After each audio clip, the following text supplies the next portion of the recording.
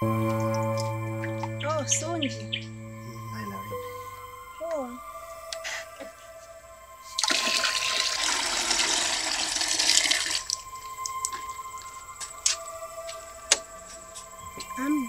Nitamalizia. Kwa hiyo nisipaswe kukusaidia. Unapaswa kinamalizia.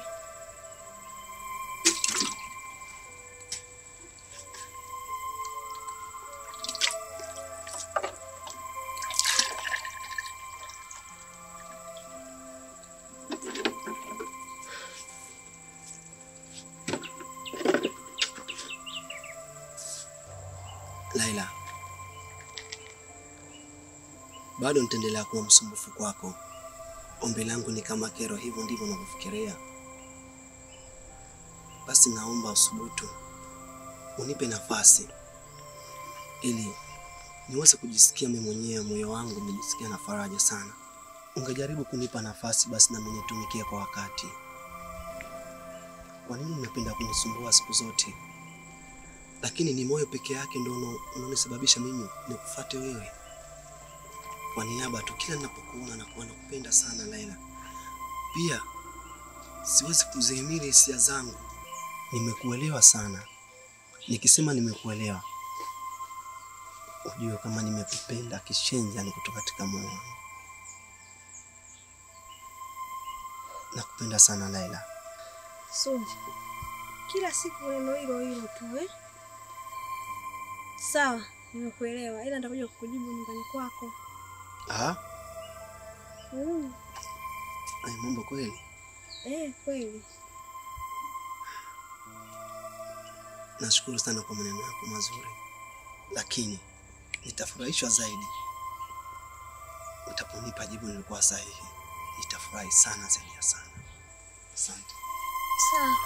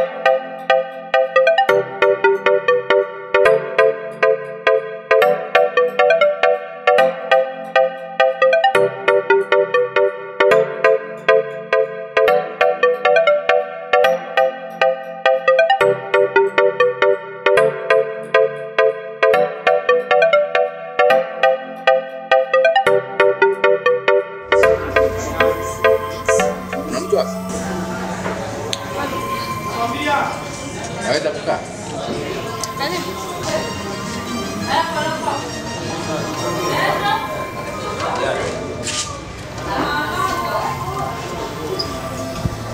Mambo.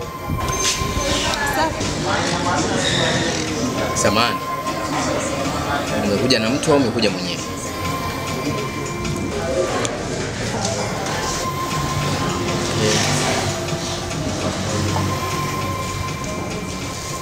Mimi naitwa Mbwela.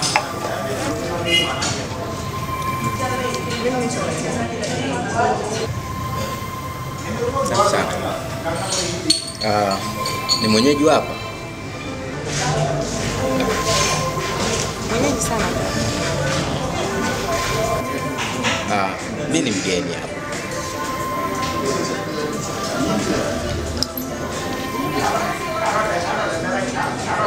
Vipi? Unaweza kuungana leo wote?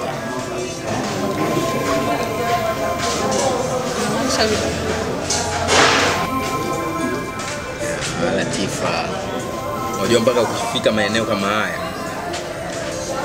basi wewe ni mtu mzima. Na mtu mzima pango. Namaanisha kwamba unaweza kuwa na mimi leo.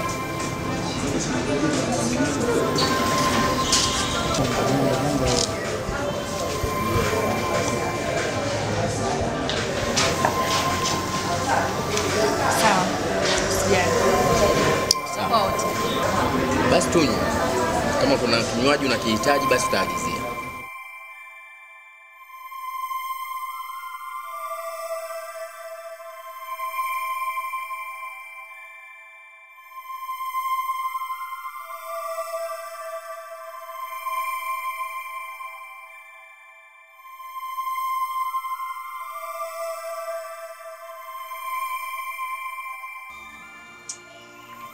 Unajua nikwambie kitu usichokijua. Nimekutana na wanawake wengi sana, lakini wewe uko tofauti nao. Wewe ni mwanamke wa kipekee sana. Mwanaume yoyote akiingia katika muziki wako, basi lazima atamani kuishi nawe moja kwa moja. Ndicho kilichonikuta mimi leo. Najikuta kama natamani kuishi nawe kabisa.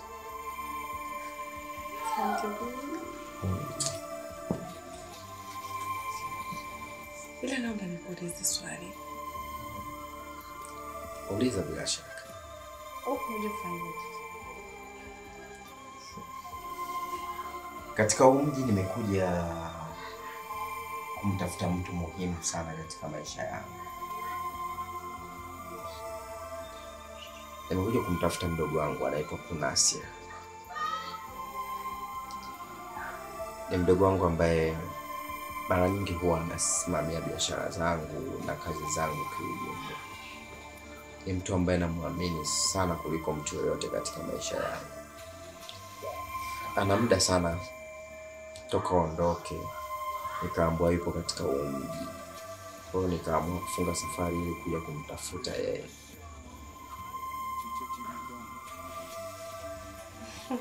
Vipi? Unamfahamu? Hapana. Ila tu huwa namsikiaga. Kunasia. Na pale baba ndio anapatikana. Anaonekana ni mtu maarufu sana. Yes. Sawa, na mimi sijachoka bado, nazidi kumtafuta kwa sababu ni mtu ambaye kwangu ni muhimu sana. Na nafikiria nitampata pia kupitia wewe. Usijali. Utampata. Pale tulipotoka. Endelea kuulizia hivyo hivyo. Unampigia simu yake katika. Usijali. Utampata. Tena endelea kumtafuta pale. Lakini nawe kwa unanisaidia. Yes.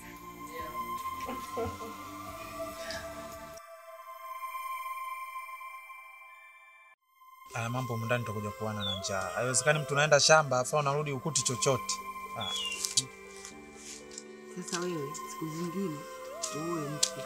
Ukirudi shambani huko ukute mkeo kisha kupikia kila kitu. Sio unakuja mama nipikie. Mimi nimekuwa mke wako. Mtaoa. Ndio vizuri. Mimi sina mchumba. Hoa. Hivyo ndio inavyotakiwa wewe mwanangu. Kwanza ushakuwa.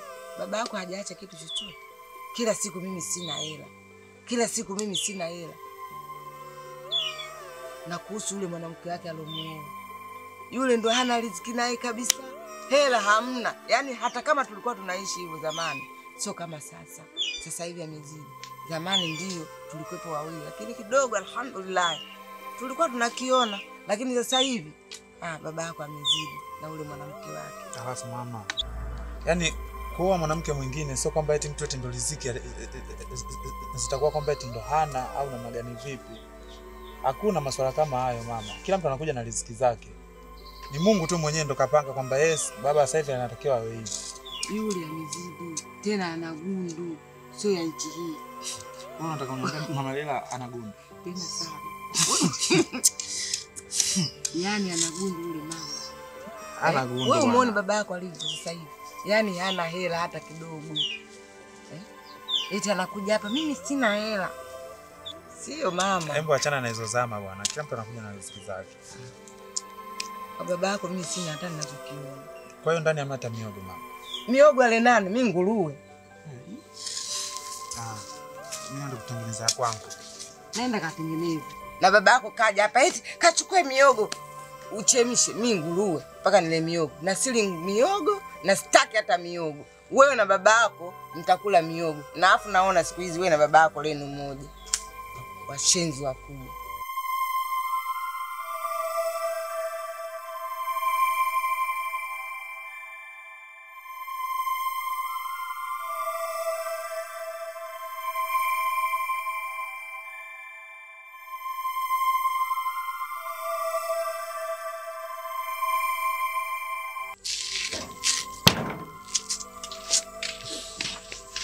We mama Ketu. Mama Ketu.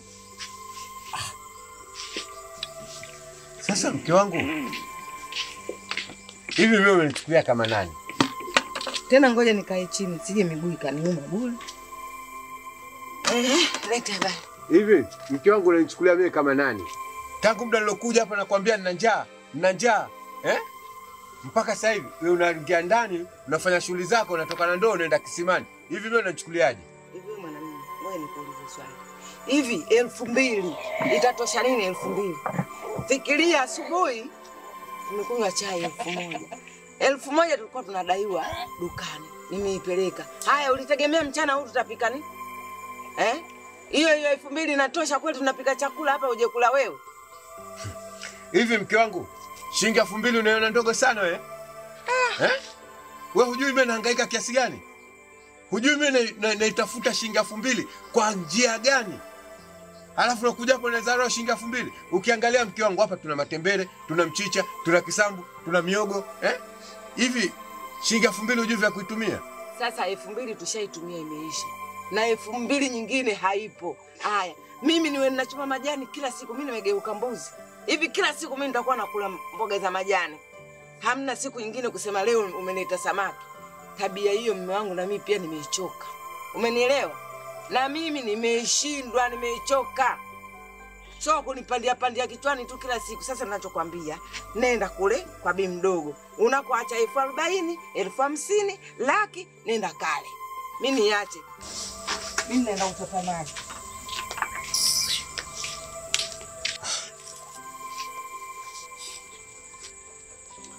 Ambo baba, ifike kikomo ya mambo yaishe sasa. Maana sio kila siku nyinyi ndo mnalumbana nyinyi tu mundani. Ketu mwanangu. So mimi nisababisha. Ila mamako tangu miaka nilomuoa mamako yule kule, imekuwa yeye ni mtu wa kelele tu, buguza tu na wivu ndo unomuumiza yeye. Yeye anadhania labda mimi napeleka mamilioni ya pesa kule.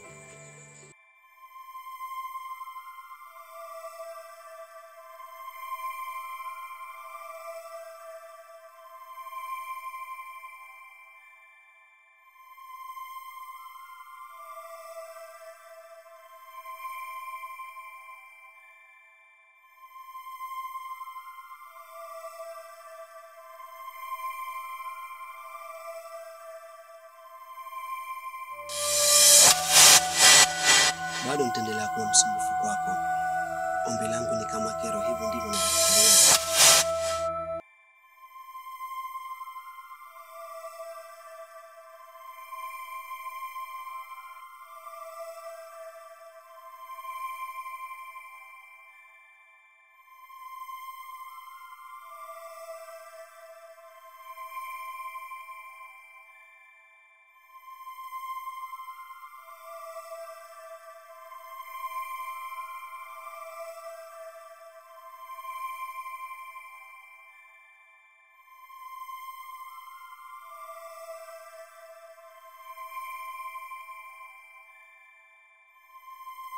Hivi mama Lailati. Hivi mke wangu tutakaa siku gani mimi na wewe tukaweza kuzungumza maneno mazuri, tukaweza kufahamisha maneno mazuri ili tukaweza kujijengea maendeleo ya katika familia yetu. Kila nikija mama Lailati ugomvi, kila nikija ugomvi. Unadhani wewe Lailati unamfundisha kitu gani? Mama Lailati. Huu wakati tuliokuwa nao sio wakati wa kukaa tukalumbana. Tuna mtoto tayari ashakuwa mwari. Anasoma unachokifanya wewe. Leo mimi unanitolea maneno mpaka mbele yake. Yote umeataka wewe. Sasa mama Lailati mimi nataka nini? Kuja kukuoa, tukakaa, tukazaa mpaka mtoto tukalea mtoto mpaka afikie hapo. Hivi tabia za uivuzi mama Lailati tangu miaka hiyo mpaka leo utaisha lini? Tuangalie tushakuwa watu wazima, angalia tuna mtoto mwari sasa hivi. Sawa. Wewe endelea na unavyotaka, lakini jua unamharibu mtoto. Mimi na shilingi 5000 hii. Subiri nimute Lailati aje akaichenjishe. Hapa chukua Lailati hela wala nini? Ukachange kitu gani? Na upate hata shilingi. Mama Lailati. Wewe ndio 2000 kama mtoto mdogo. Hii tunaichukua leo. Mama Lailati. Nasema je kumuita utakwenda kupipa. Elewa Mama Lailati ndio yule ana haki kutoka kwangu. Utajua mwenyewe. Niambie si. Safi mambo. Mzima. Uko poa? Niko poa. Leila unajua nini? Kwanza samahani sana kwa usumbufu kwa kuleta hapa. Wewe ni mwanamke ambaye umefunzwa nini na desturi na wazazi wako. Yaani mafunzo mengi sana umepata leo. Kwa hiyo sitaki upotee. Sitaki kwamba uhangaike uwe katika kama wasichana wengine. Nakwambia hivyo kwa niaba gani? Nakwambia kwa niaba kwamba usiwe tofauti na wanawake wengine. Yaani namaanisha Leila, wewe ni binti ambaye una sifa kwa ndani, ukaekwa, ukasaminiwa, ukaa kama mke. Unanielewa?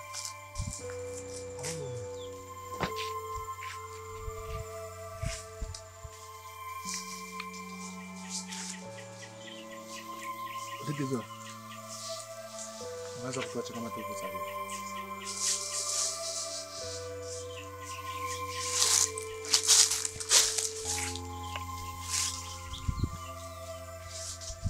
Leila. Mapenzi ya kweli mdogo wangu sio ya vichakani. Na kama kweli anakupenda, kwa nini asije nyumbani? Hivi unajua kama huu ni uzalishaji? Na hasa unaowazalisha ni wazazi wako. Tamboi ni njia.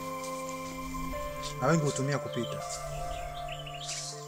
Wanakuonaje kwa wanavyokutazama? Umemaliza?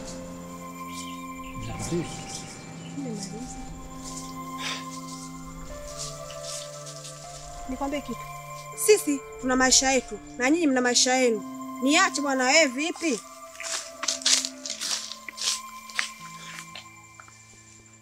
Tambua mimi naye ni baba mmoja. Hivyo basi siwezi kuvumilia kuona upumbavu kama hivyo unaendelea family nikakaa kimya.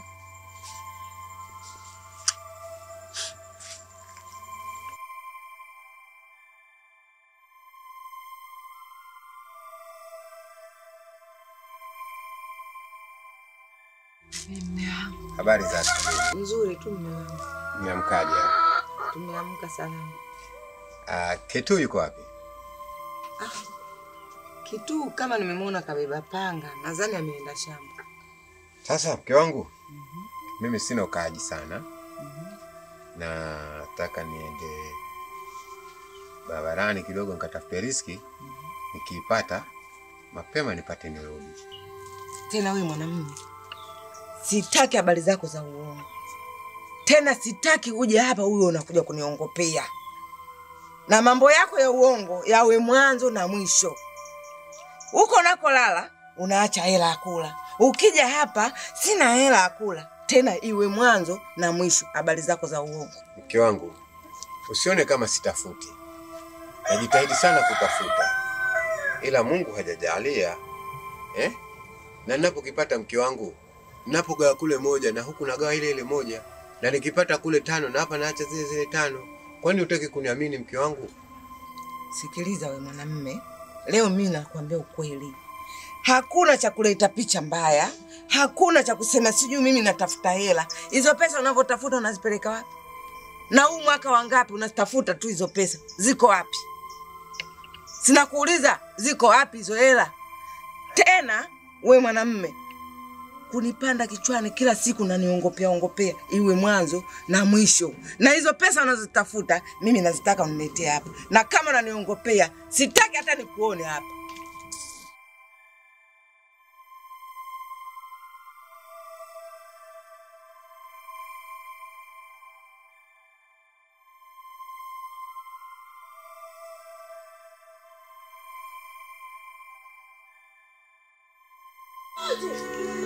Unafanya nini hapa Suje? Nao ni nani? Ama kweli nimeambiwa mwanaume ni malaya, kumbe ni malaya kweli Suje? Suje, naomba niambie mwanamke yeye. Naomba na Suje naongea. Wewe nini nakuuliza? Kwa kitu cha kwani tumwangalie kwa.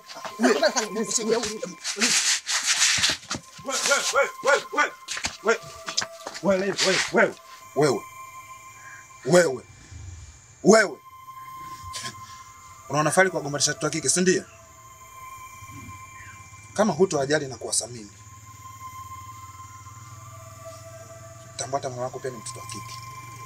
Ila chunga usije kuingia kwenye 150 zako. Tondoke. Wewe makofi sasa hivi.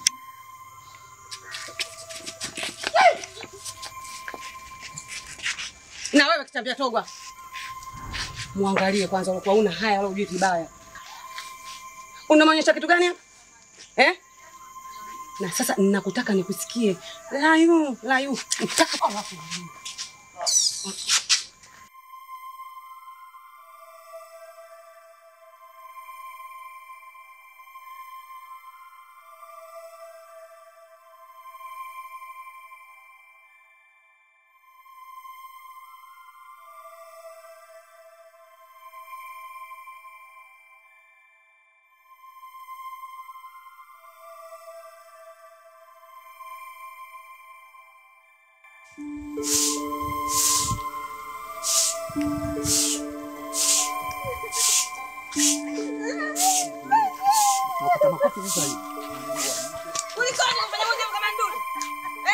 Mama, hebu ongea na mwanao. Haya masuala anayofanya mimi siyapendezei kabisa. Haiwezekani mtaani akaya gombanie mwanaume. Tena mwanaume mwenyewe sio mwanaume, ni mvuta bange tu. Kutwa nzima anashinda vijiweni, hafanyi kazi yoyote. Kazi kama kisha kumrekebisha babako fujo uje kumrekebisha huyu. Mambo ya kishazi babako unayofanya unaona mazuri. Hadi huyu yakawa mabaya. Usikii? Kazi kumrekebisha babako fujo kumrekebisha huyu. Kwa hiyo unamtetea? Kwa hiyo ningemwacha. Muache, mbona babako unashindwa? Tambua mimi huyu ni ndugu yangu mama. Tena ni damu yangu kabisa, ni baba huyu mmoja. Ndugu yako wewe, mimi sijui kama ndugu yako. Sawa. Sio ndugu yangu, lakini mimi siwezi kuvumilia mabaya yakiendelea kwake huyu. Nenda huko, nyanyuka mwanangu. Kakuumiza wapi?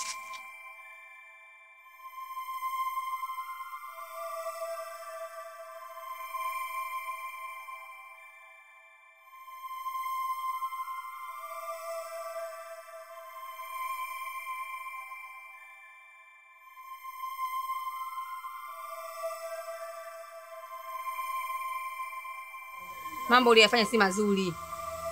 Sio kama Tanzania ninavyomsema yule kaka yako kama eti uliyafanya mazuri, sio mazuri.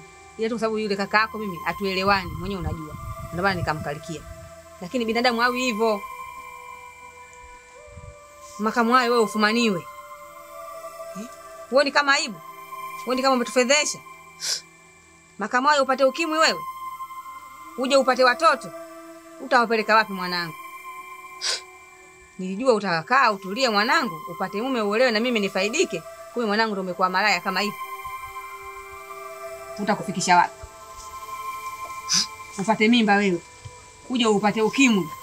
Hivi mwanangu utatokea wapi? Angalia kama mwenzio yule. Amepata mtoto kwenye umri mdogo kabisa, anamhangaisha. Hadi bwana Kenya alipo amjui. Hivi tutaishi vipi? Hata mwenye mzee Hussein umemtia aibu. Japo na wewe msharati vile vile. Lakini kwa hili ataona aibu. Dunia haitaki hivyo mwanangu. Nataka utulie, uolewe na mimi nifanikiwe. Umenielewa?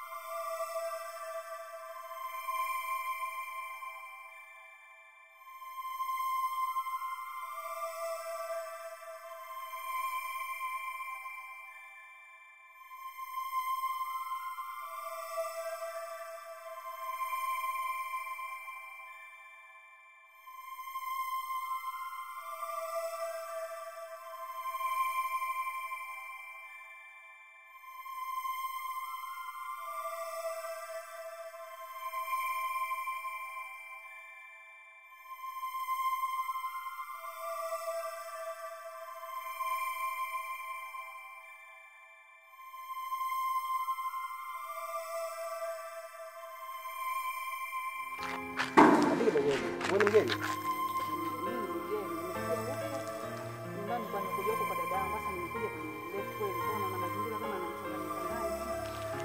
Dada hapa anaitwa nani hapa? Naweza kunifahamisha nikafahamu. Mama Kombo. Mwembamba hivi. Namjua. Na huyu atakuwa ndugu yako. Sasa basi. Unaona njia? Kwamba unashuka. Kulia hapa. Yaani ukishuka tu kulia ndio kwako. Asante, nashukuru. Lakini bwana moyo bwana tena. Lakini bwana utaka kupenda ghafla. Mimi nashukuru kwa kunielekeza. Ngoja niende, hapo vitu vingine vyote vitafuata baadaye. Wewe si utabidi uje mradi kama nimefika au sijafika. Utajuaje kama nimefika? Ina maana kama nikishafika kila kitu? Si wewe ni mwenyewe. Kwa nini tungewasiliana unaweza kutaka mimi ni hapa sijafika na kwenda kuelekeza hapa na kwa vipi? Si fresh ride. Haina shida. Madamu ushanielewesha. Ngoja kwanza nifike huko hapo vitu vingine vyote vitafuata. Ndio maana nikakwambia uje ili ujue mgeni ulemwelekeza amefika au hajafika. Yaani sasa labda kaka unalegana basi kwanza kufika. Ni kaka mimi nimepotea na kuelekeza vizuri ndio watu tunafahamiana fresh. Haina shida, asante. Basi mpole na kucheka.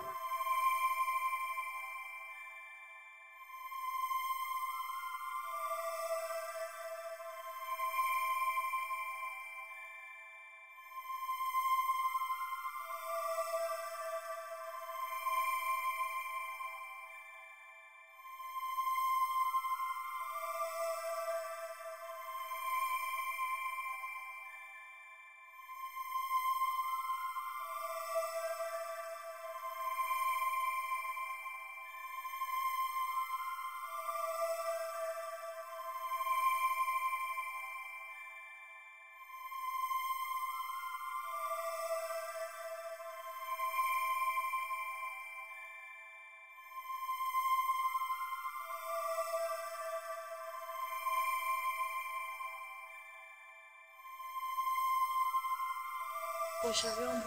Safi, jambo. Jambo. Vipi? Fresh. Unazipitia hapo kwenye kisimani ndugu wangu.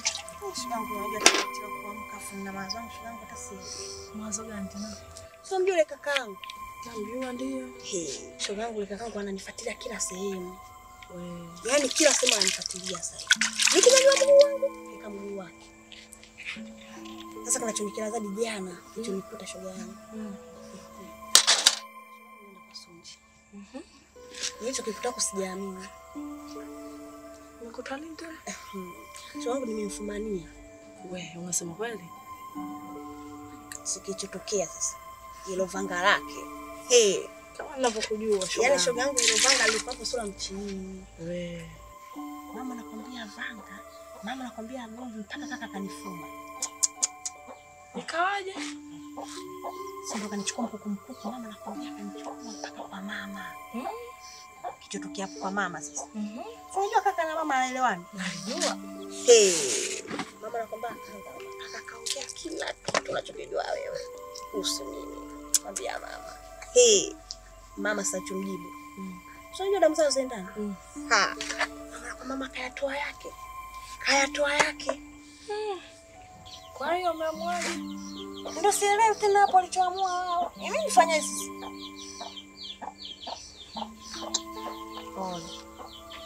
Ana sasa nifanya. Kwa hiyo ulimfumania na mwanamke gani? Sio kijijini kwao. Mwanzio sasa hivi nishajitulia zangu, nimeona hata bora nitulie katika dunia, kuhangaika na nasielewi. Maana hapa yenyewe nilipo mwanangu tena kama unavyojua. Kwa hiyo mimi nataka kisimani. Sisi tufuatane shoga.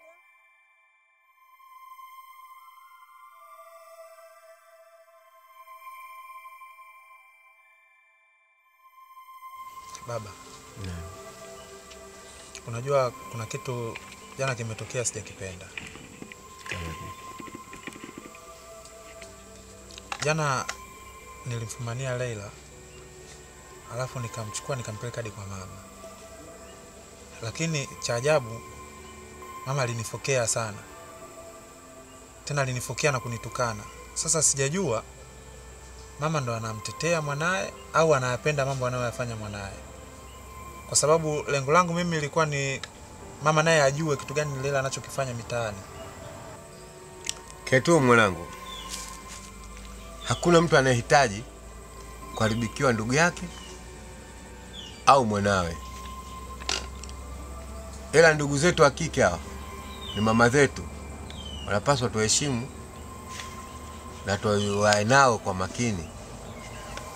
Lakini hicho ilichokuwa amekifanya mama yako, kama ni sahihi kama unavyoniambia, mimi nitaenda kumfikishia hizi habari. Na wewe ujue ni mtoto wa kiume, ndio tegemeo langu. Kuna uhai, kuna na mauti. Inapaswa mimi nitakapoondoka katika mgongo wa dunia, wewe ndio endeleze hizi family kuzilea mamako pamoja na ndugu yako.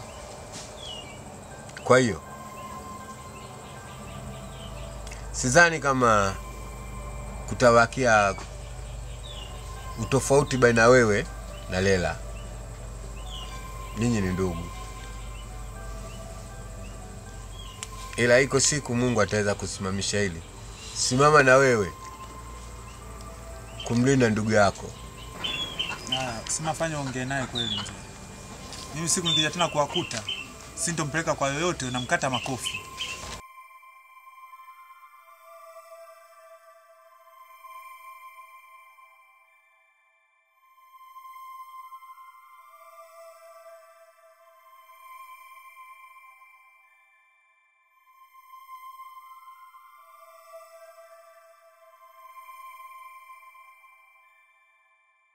Vipi? Si nipo nyumbani kwangu mwenyewe nimefunga tuku.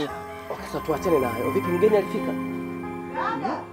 Be. Uongo ndio uko hapa juu. Toka nao. Wewe mgeni wao umemjuaje? Umemjuaje? Yaani unajua? Kwanza unikumbuka? Ndio nakukumbuka mama. Fresh vipi? Safi kwema. Fresh nitakwambia mimi nakujua hapa na nitasikia kuambia nini.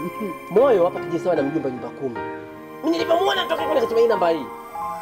Pale kaka, samani, mimi nataka muulize kwa Bimbone, nikasema huyu ni mbamba si ndo huyo? Ana pengo ndio nikamwambia namjua. Huyo namjua, nikamuelewesha. Pita sehemu fulani, ingia kulia kweli. Nikasema unajua si mtu unapomwelekeza mtu lazima si uende? Ndio. Kwa kasura kake kana katoa mjie. Maana unajua si wengine ukija kuchanganya mara mibao, viazi vikuu, viazi vyenyewe hivi viazi vitamu, ukichanganya miogo lazima kasura fanya kana kwa maana tunajua kiasi kikuu chenyewe kwanza kimekataa. Kwa hiyo unaweza chapati kachori. Basi sawa karibu bwana.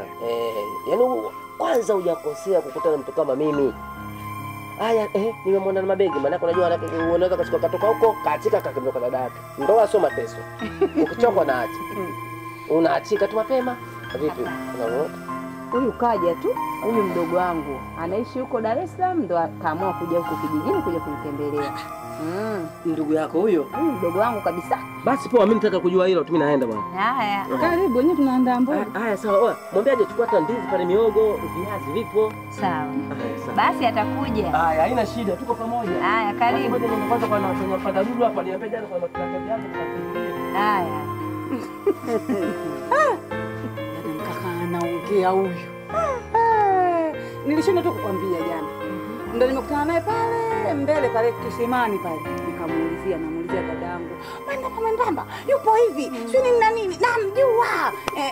Akataka kujitetea, twende nikupeleke. Nikamwambia hamna, kama ushanielekeza nitafika. Ile nilipofika sasa ndo mambo mengi nikasahau hata kukukwambia kwenyewe. Yaani kiangu huyu kaka muone hivi. Yaani huyo ni mcheshi hapa kijijini. Asomjua naye. Yaani hapa ilikuwa sisi tumchague kama sio mwenyekiti wa kijiji basi wa kitongoji. Maana kila jambo linalotokea kwenye kijiji hiki na hana mchana, liwe la usiku, liwe la asubuhi, bwana huyu analo. Bahati nzuri ukaka kusema kweli hata hajuagi kugombanaga. Ndio hivi mambo yake ucheshi. Ndio kazi yake hiyo. Ila dada mwenzangu, kule nilikotoka na huko. Huko mwanangu uko vizuri ujue. Na wewe mwenyewe ndio umekaa na punda na hicho kilimbo kwa kujenga hivi jinsi kilivyo na kiko barabarani hivi. Mimi sina hata ratiba ya kuondoka. Unaenda wapi? Yaani jana nilivyokuona tukasema alhamdulillah. Nikolalia shapa juu. Yaani wewe unaongea hayo kwa sababu za kwanza msingi. Hapo unajua ufui wewe, upiki, na mke wako ukitandika hapo umelala, ukiamka Umekula umetulia. Na leo hii ndo mtainuka saa 10. Jembe, maharage nasikia kama analipiga.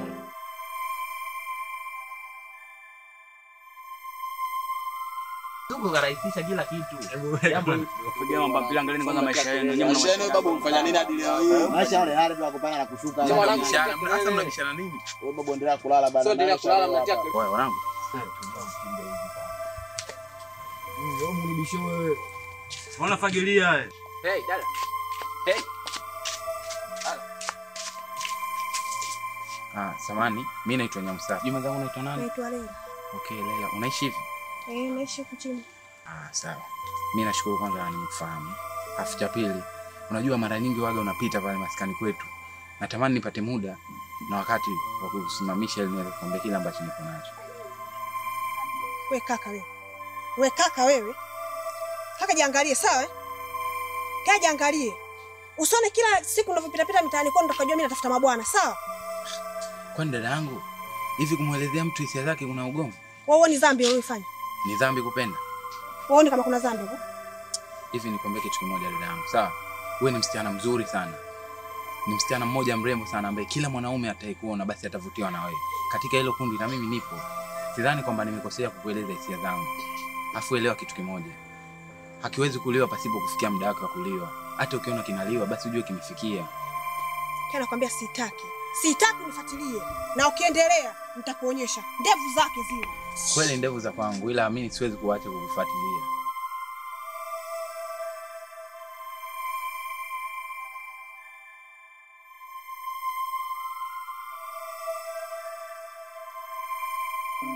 Hivi mwanangu, toka siku ile ulivyoniambia mama, nina mchumba.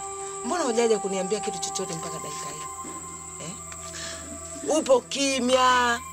Hamna chochote unachoniambia au unachukua mawazo ya babako? Lakini mama, nadhani ninachofanya baba mwenyewe unakijua. Baba anapambania hapa hali yetu sasa hivi iwe nzuri. Sasa tena unaniambia mimi masuala ya kuoa aliyakuwa maisha yetu sisi hatuyajui yanaendaje. Kumsupport baba yako unataka umsupport nini? Ujinga wake anaufanya. Mara leo kaoa hapo na wanawake wenyewe, mwanamke wenyewe ana gundu mbaya. Akienda huko hela haji nayo, hapati pesa. Kwa hiyo wewe unataka ushiriki na babako. Uwe pamoja na babako. Sasa wewe shirikiana na babako. Na ufanye anavyofanya babako. Asalamu alaykum. Wa alaykum salam. Hivi mke wangu, kila muda nikikaa, nikitoka, nikiingia, nikitoka, wewe kazi yako kuongea na mtoto mambo ya kipumbavu tu. Wewe utaacha lini kunisema mimi? Lini utaacha kunisema mbele za watoto? Jua mimi naenda kutu wazima mke wangu. Haipasi kukaa mambo mengine kuambia watoto. Hivi ushachoka kukaa na mimi? Sasa kama umechoka kukaa na mimi, nyie kaeni. Huyu baba mimi naona kama amechanganyikiwa muda mwingine. Hayo yote umeyataka wewe mama. Nimeyataka mimi kitu gani? Sasa sikilizeni. Mimi hata kama mkiondoka wote, sijali, nitalima mashamba yangu na nitavuna, chakula nitakiweka ndani. Sitakujali nyinyi hata siku moja. Wewe na baba yako akili zenu hizi moja. Kaeni. Endeleeni kukaeni. Kaeni anaenda huko kwa wewe mwanamke wake. Unaona tabia baba yako. Hayo yote umeyataka wewe. Nendeni wote. Anachokipata nini huko babako? Anaenda kuvuna nuksi tu. Nendeni. Nenda babako. Nafikiri mimi najali.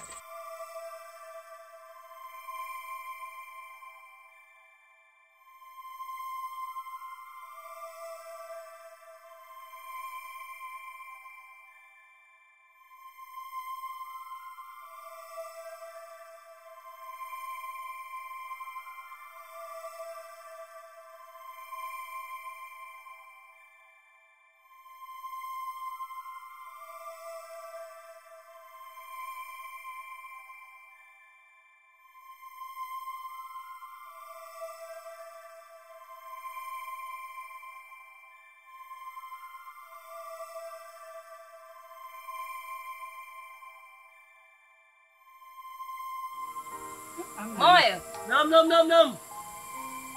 Nakuja. Imantumu. Ujue jana nilikuwa na oda ya mio. Sasa nimelala pale. Nilipokumbuka tumongoja kwanza nikakatamiwa huko. Yeah. Kwa hiyo karibuni sana. Haya, asante. Naona leo kasema ngoja nimtembelee kwanza ukiumbe.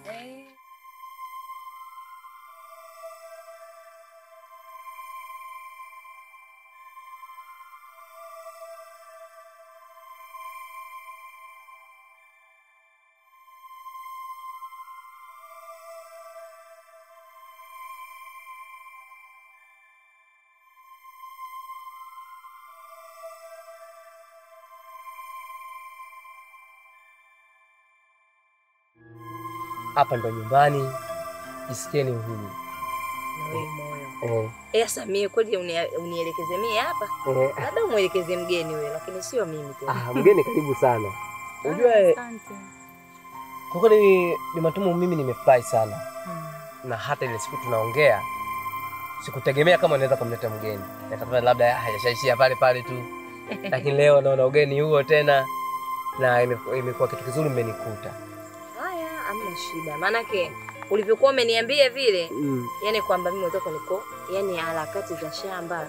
Yani sasa hivi niko busy kweli kweli, yani kwamba yani ukikosa kwenda shamba siku moja tu yani unaona kama hujaenda mwaka mzima. Napanda sasa hivi mpunga. Ndio. Sasa Ani swala kwetu wote. Haya jamani. Vipi nyoa zetu kuhusu msiba nguruwe? Wamekula sana miogo yako. Vipi wewe ushatokea shambani kwako? Msiba mzito. Moyo wamenitia hasara mwaka huu mimi nguruwe. Maana wakati nilikwenda kukata mimi nimekutana na bibi hapo chini. Nesi anashamba lake la mpunga hapa na ngolea. Ndio. Mwenzetu yule aliwahi yule. Yeye kawai. Basi nakwambia yule bibi nilikuwa kwa yangu kwa hapa. Mami yako yangu mwaka. Nikasema bibi sio wewe tu. Umeona? Jamani si inakuaje? Na yule bibi ukija kuangalia kulima kwake toka msaada apate mjini kwa watoto wake. Ndio. Sasa namna hii kama si itakuwa vipi jamani? Sasa moyo nguruwe anajua kama hapa kumelimwa na mkono au na hela yani kutoka mjini. Hawa dudu ni sura ngumu. Yaani mimi mwenzako ndo maana wale waduka huo asali. Hawa vipi? Basi bibi akafanya kwa kwa Bwana leo tunamjua anataka kuongea hata shoni. Uko naye. Kishaga hivi. We! Anacheza kibisa. Anacheza ngoma yule. Yupo kwenye magoma. Wewe ndugu yangu vipi? Wewe ukimwona kaka kainama akairuka. We! Kiongozi wao yule. Sasa hivi hapo juu. Ndio hapo kwenye ndambo hapo. Kwenye ndambo si ndo wana watoto wake wale ndo wao ndo wapigaji wenyewe kabisa. Siku hiyo nakwambia sikosi nikaona njoo nje. Bwana wewe. Muone vile ile kiduku kama shorwe. Sasa hivi si anataka kuoa mtoto wa mtu nani hapa? Pale kile kitoto cha Bitipazi. Kitambamba. Nakijua. Kinapika kinakula hapa. Na wametoka wote. Wamekokotana hao mimi naondoka za mbondeni. Na hata mapesha sasa hivi huyo ndo anaondoka. Nguruwe anatenda. Usiwataje kabisa. We, mimi nakumba na Mika.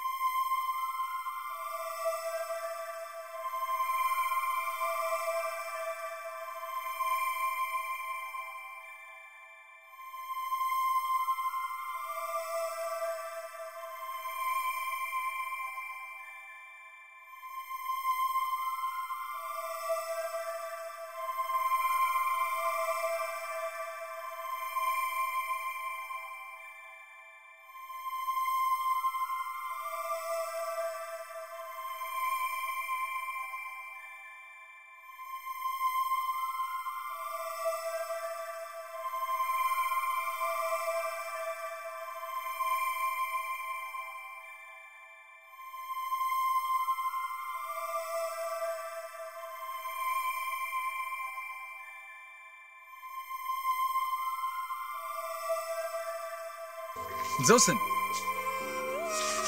Vipi? Mbona uko hapa? Mwenyekiti. Tatizo gani? Familia yangu sasa hivi haina masikizano. Wake zangu hawana maelewano.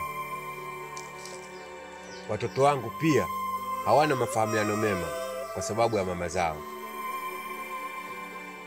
Mwenyekiti.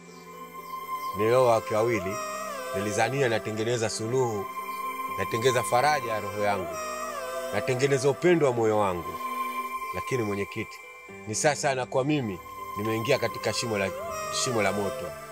Nimeamua kufanya suluhu hii ya kuhama hapa kijijini bila kuwapa taarifa mtu yeyote.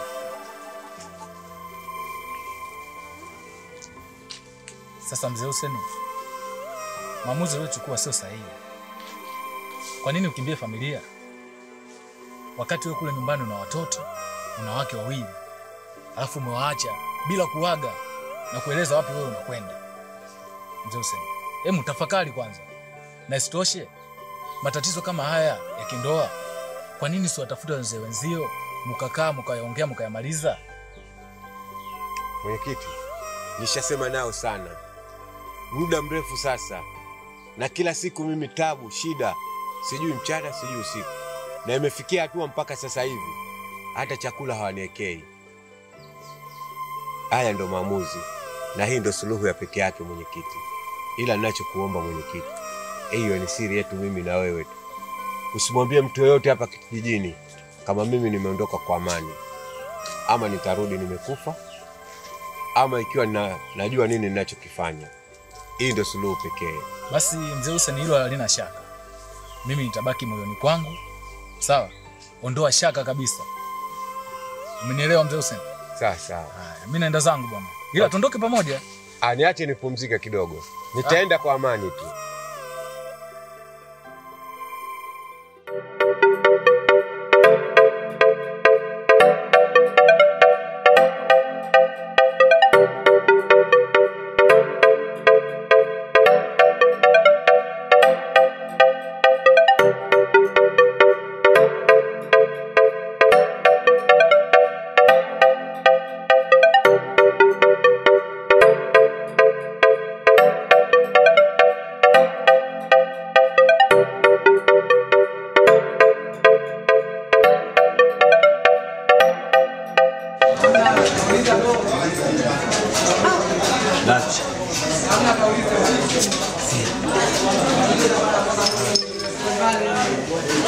Wewe. Unajua umenisumbua sana. Mimi. Mambo vipi? Nakwaje? Yaani mimi nina siku ya 3 katika wiki. Nakutafuta wewe. Unajua umenisumbua sana. Kila nikikuulizia hola. Kila nikikuulizia hola. Lakini sio mbaya. Sababu tumekutana. Naomba twende tukaongee mbele.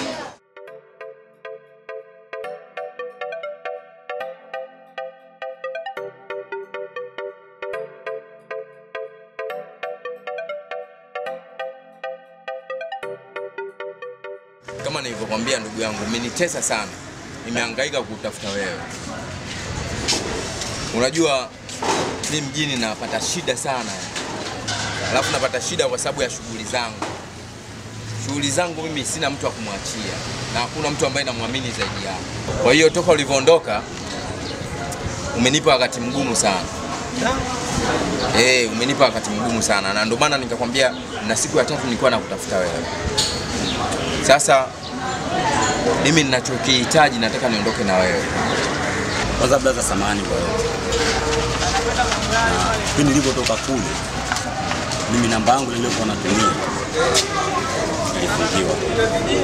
Kwa hiyo ikawa ni vigumu sana kupatikana hapa. Sasa kitu cha msingi mimi nataka kuondoka na wewe. Yaani hata leo hii usafiri si upo. Unaondoka fresh. Unajua mimi mtu wa kusafiri, hasa shughuli zangu hakuna mtu ambaye anasimamia. Na wewe ndio unasimamia shughuli zangu vizuri. Kwa leo kwa kweli blaza kunipata kwa ngumu sana. Tuache hayo kwa sababu najua huenda labda ukawa una mipango yako, labda hujamwaga shemeji, kuna mambo mengine hujaweka sawa. Basi mimi nitakuacha. Lakini kabla ya yote leo inabidi uje tuongee. Mimi nimefikia guest moja hapa kati nyeupe hivi. Ile hapa. Ile. Kwa hiyo niko pale na nimechukua chumba pale. Kwa hiyo wewe ukija utakuja utaulizia chumba namba 16. Ukija chumba namba 16 pale tutakaa tutaongea, tutayapanga kama kuna nauli nini nikuachie pale, alafu mimi nianze kutangulia, alafu utakuja. Unasemaje? Sawa. Kwa wewe endelea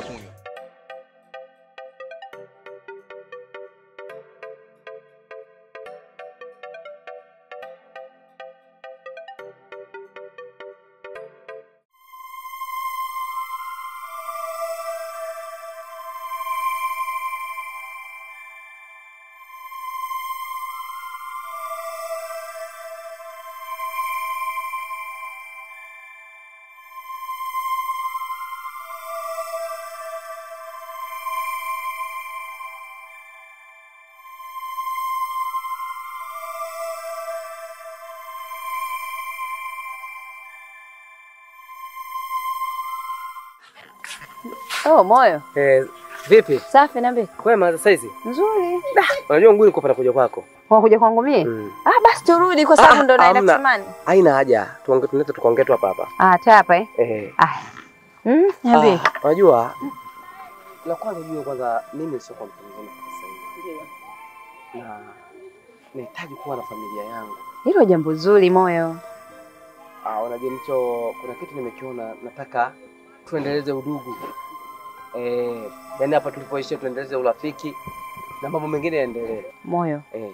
Wewe utani umeanza lini? Kwa hiyo huyo mke ndio umeniona mimi. Nisikilize. Nahitaji kuwa huyu. Naona hapa kuna mgeni alokuja. Kiukweli niseme tu ukweli. Yaani unajua nikwambie tu kweli. Mimi bwana nimetokea kumpenda mdogo wako. Na nikasema kwa nini nifiche hisia zangu? Maana yani mpaka nilikuwa nimeanza kupandisha na pressure nikasema leo Moyo amenichoka kiasi hicho anakuja kwanza kuletea mimi dharau. Hapana. Moyo kweli. Light kama ngoko. Yaani nipo serious. Kiukweli nikwambie tu. Kwa nini niteseke? Wacha nikufike nikueleze hiki kitu. Na kama litaafiki basi naomba tukifanye hiki kitu. Sawa. Sasa. Lakini labda mimi Moyo nikwambie kitu kimoja. Yule kweli mimi ni mdogo wangu. Lakini mbona yule ni mtu mzima? Kuoa ni jambo zuri kwa sababu kwanza hata Mwenyezi Mungu analipenda hilo jambo na ameridhia kabisa. Mimi sioni sababu ya wewe Moyo kuja kuniambia mimi. Kwa nini usikutane naye yule ukakaa ukazungumza naye kwa sababu yule ni mtu mzima mwenzio. Yule ameshaolewa, ameshaachwa. Kwa hiyo anajua nini maana ya ndoa, nini maana ya maisha.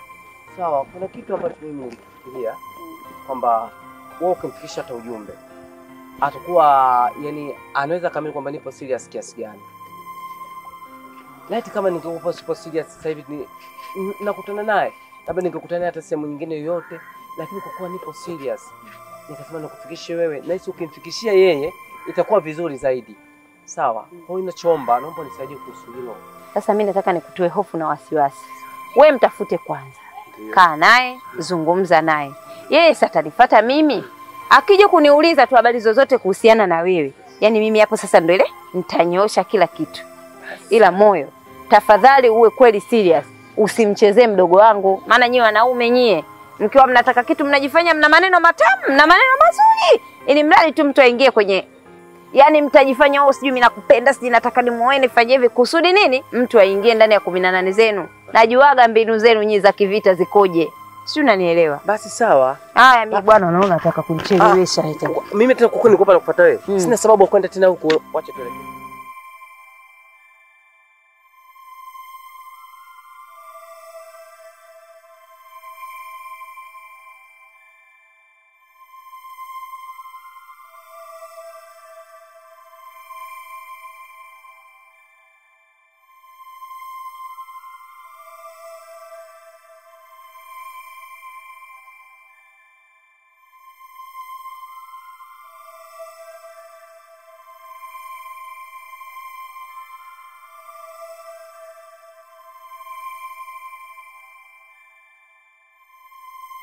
Natamani kukuona nikirudi hivi nikikukuta pale kufanya ukiokota mapassion yale, ukisafisha. Elewa. Naomba unielewe maneno ninayokuambia. Alafu kesho nikishokutwa mapenzi ndio yako katikati kama movie series za kibongo.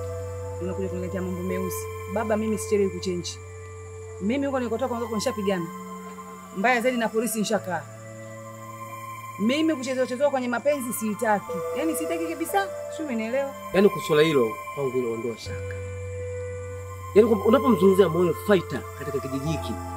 Sawa? Ni mtu mmoja maarufu kwanza hata dada yako nisha anakuambiaga. Moyo mpore, ana mambo mengi. Sasa wewe umepata mume. Umeelewa? Kwa hiyo mimi kuhusu swala hilo achana nalo. Na mambo kuhusu kutendana mambo yanaweza mjini. Hapo kijijini tutatenda nani jamani? Mjini hamna mapenzi yana mjini wala kijijini. Kote ndio wanaume wote nyie baba moja mama moja. Wote ndio mlivyo hivyo hivyo. Nasikiza nikwambie. Yaani katika mume sio ndio umepata mume. Yaani umepata bahati. Umeona? Unajua hapa kijijini kote wengi hivyo ni Moyo. Kwa gombea hata mwenyekiti wa kijiji, au hata mwenyekiti wa kitongoji. Ina maana kwamba kwa sifa zangu, umeona? Taratibu zangu na jinsi nilivyo na wana kijiji. Kila mtu anatamani iko kitu. Lakini hapa mtoto watu. Wewe usijali. Kwa hiyo mimi nachokuomba yani. Natamani kwa yani napenda kama hivyo. Nikikukuta pale siwezi kuna kutoka ile passion. Na unapafahamu huwezi kupotea tena. Shida nini mapenzi? Sipendi mimi kuumizwa. Yaani nishaumizwa huko sana. Nimechoka. Sasa nataka nipate mtu ni relax na maisha yangu. Mtu umempata. Sawa. Na kuhusu ile swala la mimi tuko kwenye mahusiano kwenda kukaa kule polini, mimi siwezi. Naomba tu umwambie hata kama ukishika mwambie dada atafutie chumba cha umeme tukakaa. Basi haina shida. Naenda. Tony, bye. Shemeji. Basi sawa. Haya. Kila kitu safi yani. Haina shida. Au unaweza kukuita Shemera? Basi sawa.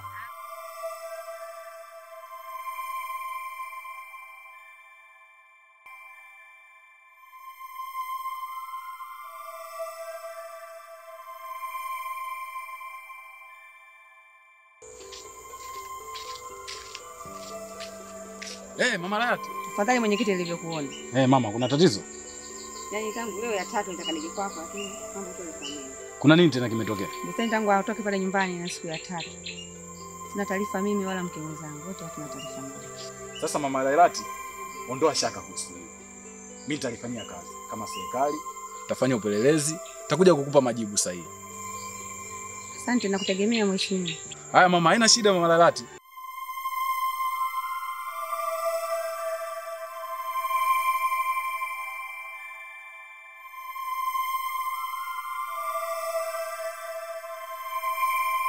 Nesi leo kuna siku ambayo nimefarijika sana kwa leo. Aone unaionaje? Yaani mtu kwa na mpenzi wake afu tunatenda siku mbaya ile. Au kuna ugomvi? Unajua kuna kitu ambacho nakifikiria sana. Natamani siku uje ulale hata siku 3. Sawa? Unalala unakizoea chumba.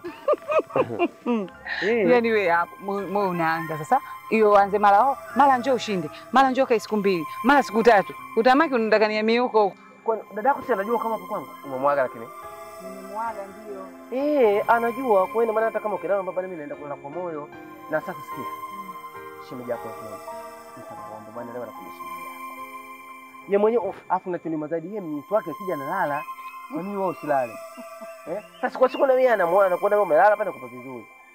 Kwa siku ukiondoka katika kijiji chake pale yule anaingia chini mwenyewe anafanya vipi? Sio anachezaje? Sio anafanya vipi? Wewe muone vile vile. Natamani siku nije nimuone. Wewe mwanangu utafutika kama yule ana balaa. Yule anapenda ngoma yule. Pale nyumbani pale anakuambia ni yule yani hatari. Kwa hiyo usijali. Ila moyo nikwambie kitu. Isije ukatokea siku ukanichiti. Kukuchiti ndo nini? Si nikutana na wengine. Mimi mwenyewe naniona kwako ndo biti mwisho. Yaani mimi najiona kwako mimi ndo nimefika. Yaani sina maana.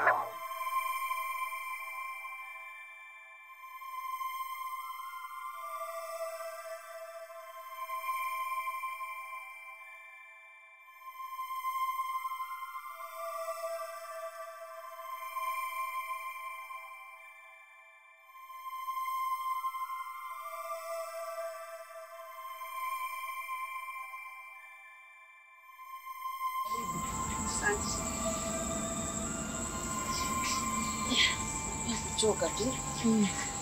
Dada, nimekuja. Sijakuja kwa ubaya, nimekuja kwa wema tu. Kuhusu masuala mazima ya Mzee Hussein. Mzee Hussein hayupo nyumbani mwezi wa 3. Sijui mwenzangu yuko huko. Nadhani angekuwa hapa, basi hata kwako ungemuona. Unavyosemea miezi 3 hujamuona, hata mimi pia sijamuona na miezi 3. Mimi nilijua yupo kwako. Sasa kama unasema kwako hayupo, basi na mimi hapa kwangu hayupo. Sasa mimi nilikwenda kwa mwenyekiti kumwambia swala hili ya Mzee Hussein. Mwenyekiti akaniambia nitalifanyia kazi, lakini mpaka sasa kimya, ndio maana nimeona kwako. Basi itakuwa vizuri au jambo zuri. Kama umeenda kwa mjumbe na mwenyekiti. Basi umefanya vizuri kwa sababu yeye anaweza katupa mwelekeo mzuri. Kwa hiyo tuende kwa mwenyekiti wote mimi na wewe. Haina shida. Sasa hivi au baadaye? Hata sasa tunaweza tukaongozana. Sasa unaweza ukatangulia, mimi nitakukuta huko kwa sababu mimi sijamalizia mambo yangu. Mimi naenda. Haya, haina shida.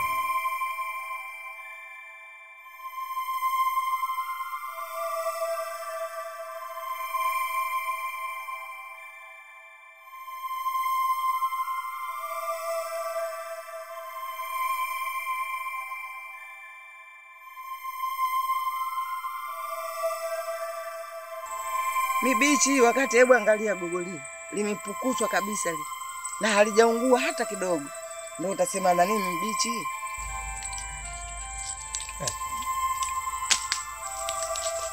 Nishachoka bana. Sasa migogo yenyewe kafe na nanilio. Wewe migogo wewe angalia sasa, migogo yote ndio ingeungua. Mkao ungekueje? Wewe migogo unaweka na ungua kidogo natoka hivyo hivyo. Yaani kafe kuna mtu kapiga zongo hapa kwenye tanuli lisi wake.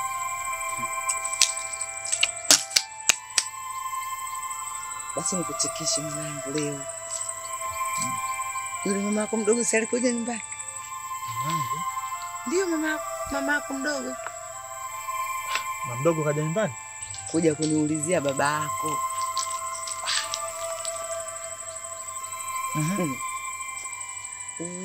Eti nimekuja kukuuliza mume wangu, mimi sijamuona leo na miezi kama mitatu.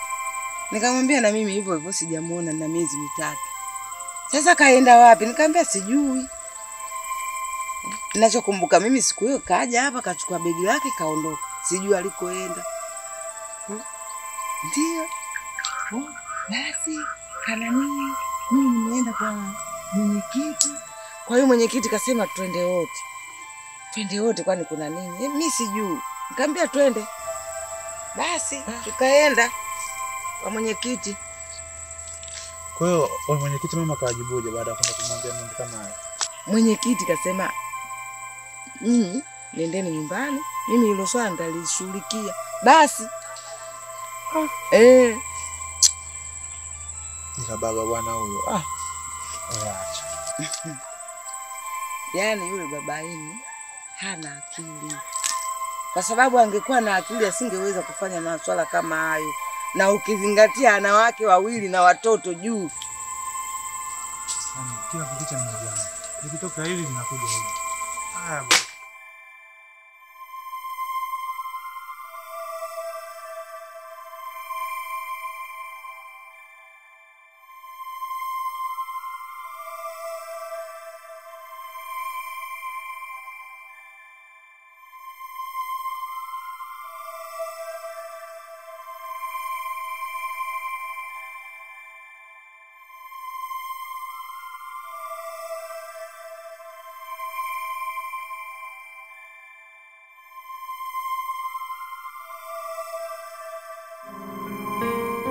Jamani.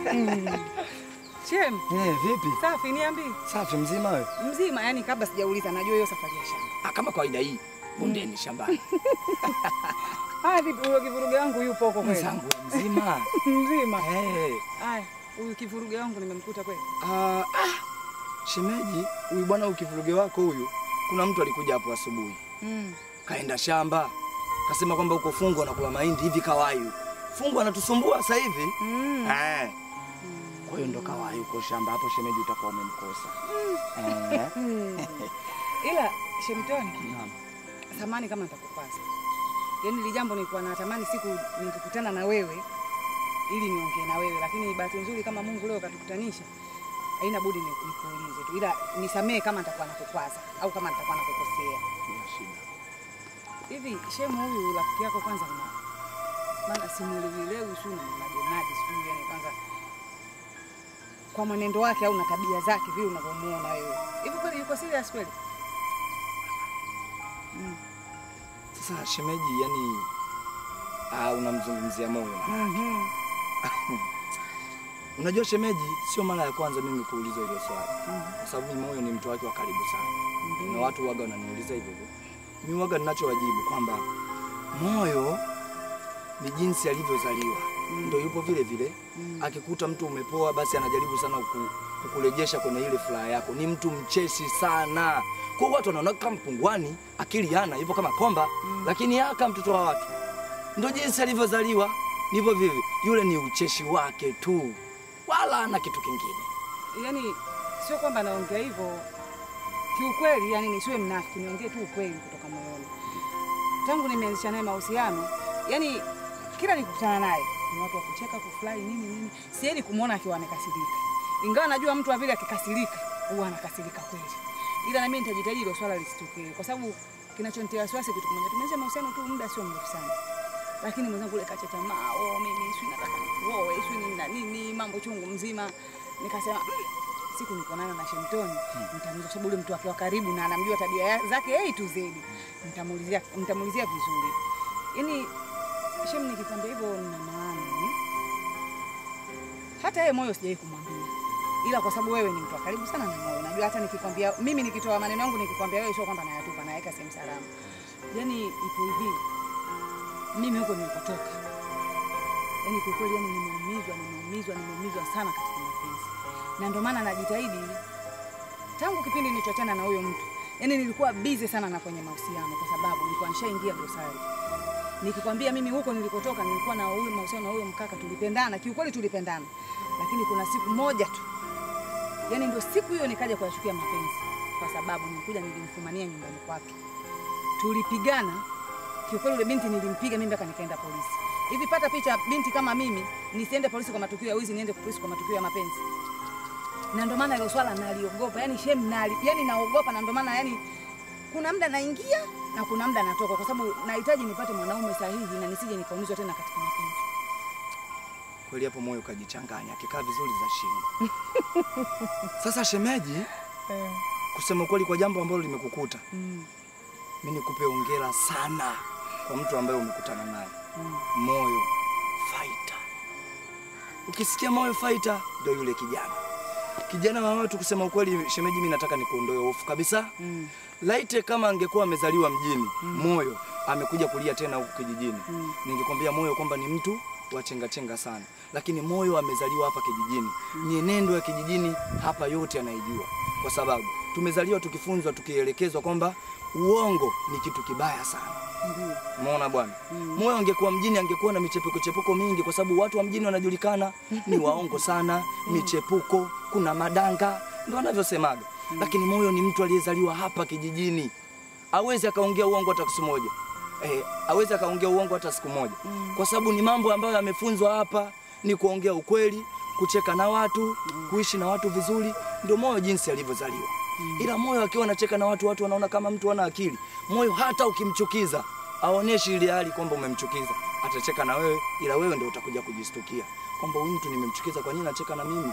Umeona? Ndio jinsi alivyo kijana wa watu.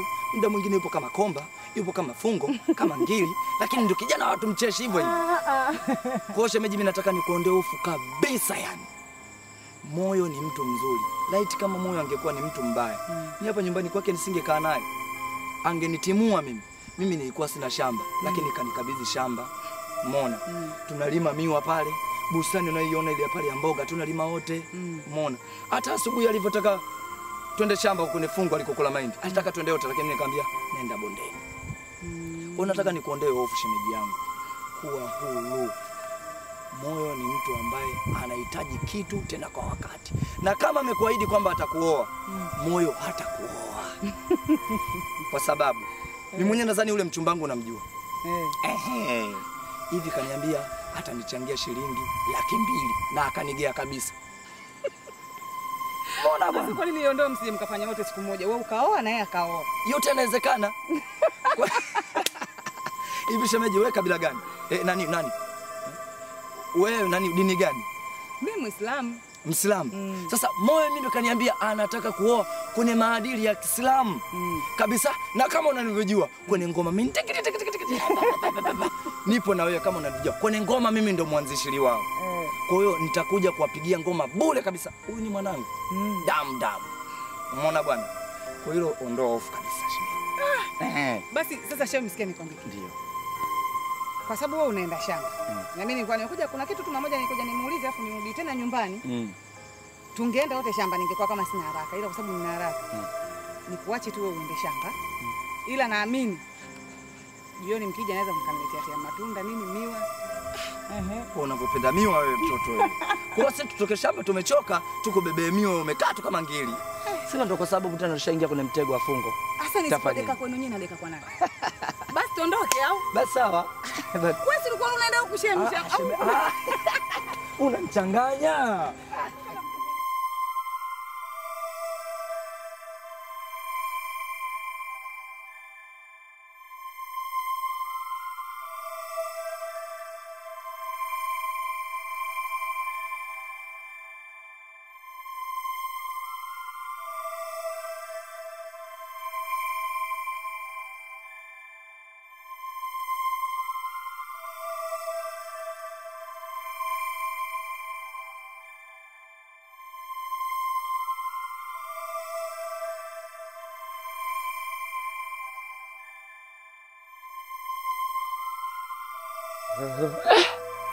Bwana kumbe kaja huko.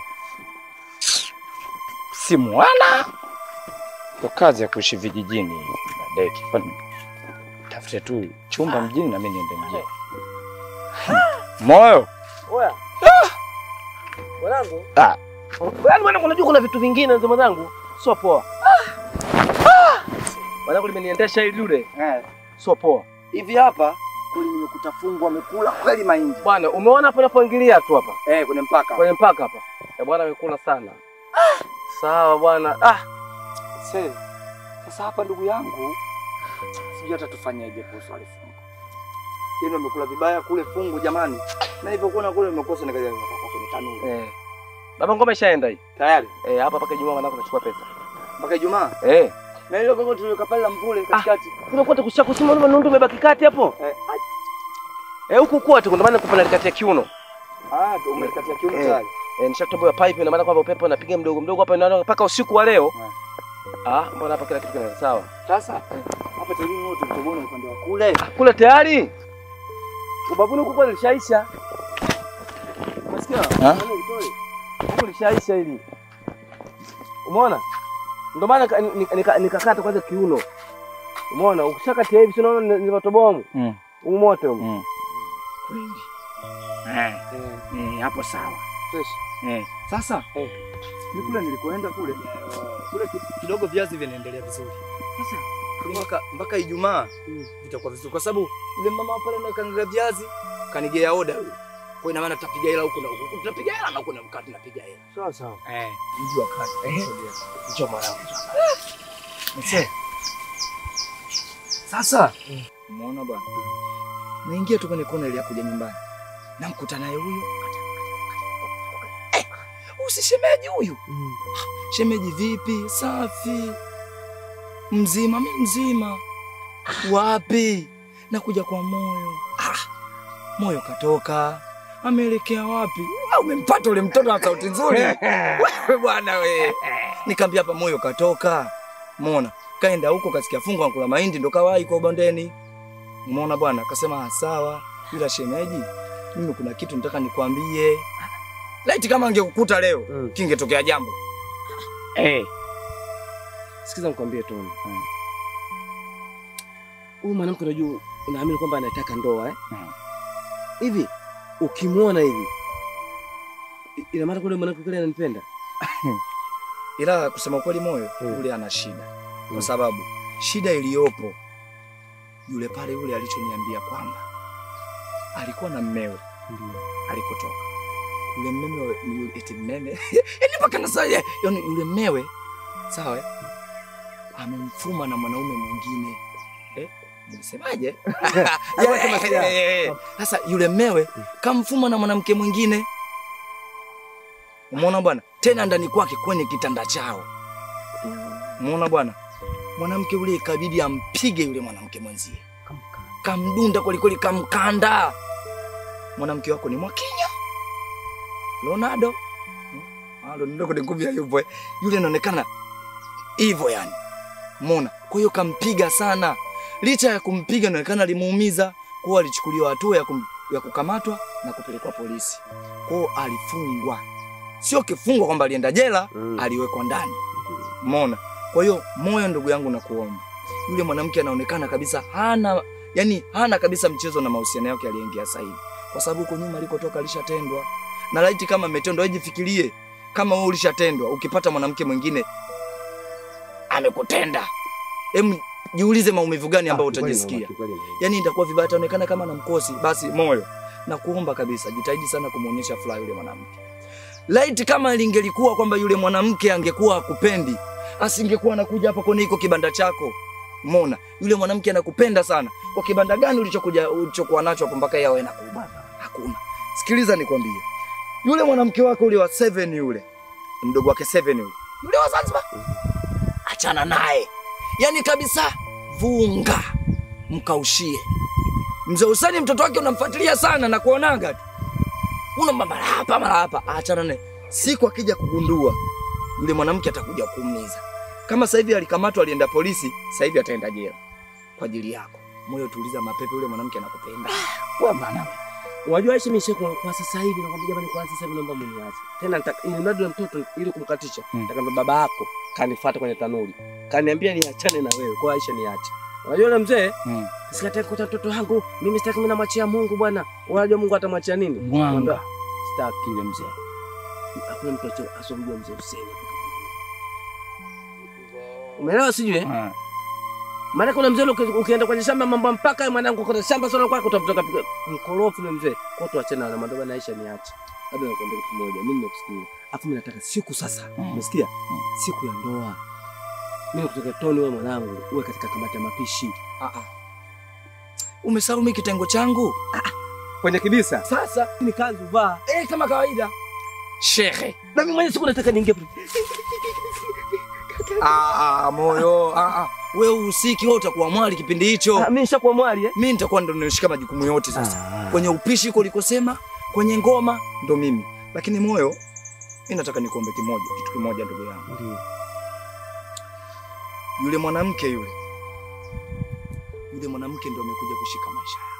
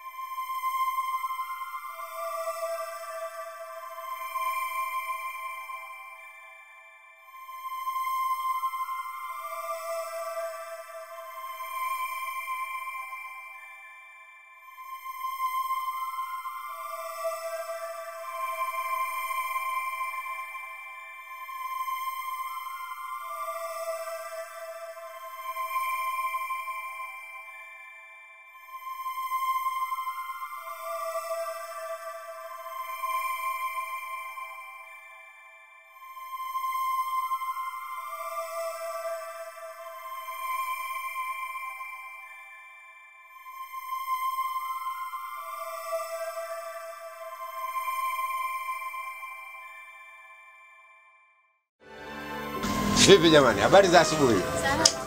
Vipi kijana wangu? Kwema kabisa, habari za kazi? Baraba. Mke wangu kama ulivyoniacha pale nyumbani na kupanga kwenda mjini. Sasa uliniambia kuna vitu umesahau sijui unavyohitaji mjini. Amna mimi nahisi yangu tutanisha kutumia. Haya basi hamna tatizo. Mimi nitapanga zaidi. Alafu mtaniambia nini na nini. Mzee, vipi? Si ni wazima kabisa. Mzee, sasa hivi ni miaka 3 sasa toka uondoke. Ni kweli bwana, kwa sababu maisha ni popote. Na nimetoka kijijini, nikaona nje nitafute maisha huko. Na alhamdulillah, hapa ni ofisini kwangu. Hapa kote? Hii ni ofisi yangu. Huyo ni mke wangu. Huyu ni mfanyakazi wangu. Kwa hiyo hapa ndo nilipo bwana. Na yule kijana wangu nakutana naye pale mtaani. Yule kijana wako yuko. Sisi bwana sisi tupo na wazima kabisa. Basi mzee mimi naenda. Sawa bwana. Atakuja. Rudi bwana mzee. Nitakuja bwana, kuna vitu tunaviweka sawa kidogo. Shukrani. Haya, okay. Bwana acha mimi. Kiwangu. Kwani jambo la kumshukuru Mungu. Najua tumepambana maisha sana. Namshukuru Mungu. Alafu pia nakupongeza ndugu wangu. Bwana, mimi sina budi la kumshukuru Mwenyezi Mungu kwa kuweza kutupa uwezo, kutupa riziki mpaka hapa tulipofikia. Tumepambana vya kutosha. Jua kali mke wangu unauza vitumbua, jua kali unauza miogo, jua kali unahangaika na mabeseni ya chapati. Ila Mwenyezi Mungu alisikia kilio chetu. Na Mwenyezi Mungu akajua mahangaiko yetu tunahangaikia nini. Kwa hiyo ametufanikisha Mungu. Hatuna budi la kumshukuru Mungu. Kwa hapa tulipofikia. Tunaweza kumshukuru Mungu. Kweli mke wangu. Na jambo la msingi zaidi mke wangu. Wanaume wengi, wanawake wengi wanafikiria labda mwanaume kuoa wanawake zidi ya 3 ni kujiongeza umaskini. Lakini kumbe sivyo. Bali ni kuondosha umaskini. Hili mimi ndo ninaloliamini. Nashukuru Mwenyezi Mungu, maana mafanikio tumeyaona. Tumepambana mpaka kufikia. Yaani hilo tu nakushukuru, nashukuru sana Mungu wangu. Pia nashukuru na elimu yangu kunitia moyo. Sijakata tamaa. Na wala sitasikuta kukata tamaa. Pambana. Ni kweli, lakini kila mmoja ana riziki zake. Kwa sababu wewe utapambana hivi, mwingine atapambana hivi. Unajua tumeanza na mtaji mdogo. Kama kukuoa wewe. Unajua baraka zako nikupa. Sababu kila mmoja ana nyota yake maisha. Sasa ipo kwa wewe si bwana. Kwa nini katika maisha magumu nini? Tumepitia changamoto nyingi. Kwa hiyo sawa mke wangu, kama unaenda kuandaa chakula, basi kaandaa, mimi na funga upepo.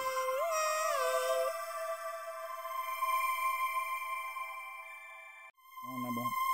Ndio ilikuwa hivi. Kwa sababu mimi nilimfuata kwa utaratibu tu ili niongee naye.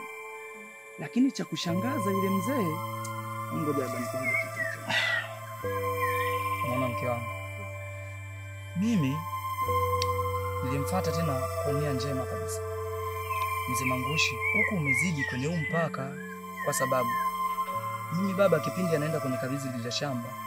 Sawa bwana. Alimuita hadi Mzee Mangushi. Alimwambia, Mzee Mangushi, huyu ndo mwanangu, nimemkabidhisha hili shamba. Kwa hiyo basi, ile migogoro yetu ambayo tunagombanaga mimi na wewe kuhusu mipaka, kwa mwanangu sitaki itokee tena. Huu mpaka tumechora juzi tu. Umeona bwana? Basi na iwe hivyo, huyu ndo mwanangu namkabidhi shamba. Mzee Mangushi tukakubaliana pale. Sawa bwana kijana, karibu. Nikamwambia bwana asante sana. Niliona ni mzee wa busara sana. Kusema ukweli mimi sio nilifurahi sana. Nikawa nimeondoka. Lakini jana naenda nakuta amepitisha ng'ombe wake hadi kwenye mpaka wetu. Umeona bwana? Kiasi kwamba hadi sielewi. Umeona? Ikabidi nimfuate Mzee Mangushi. na nikamwelekeza, mzee Mangushi, kule umezidi kwenye mpaka, ng'ombe wako wamezidi, umeona? Ndio kaanza kunitukana. Nikaona kwa nini mzee anitukane? Nikaenda kwenye vyombo vya sheria, umeona? Kwa sababu sikupenda nigombane naye, kusema mkweli, mke wangu, kama unavyonijua.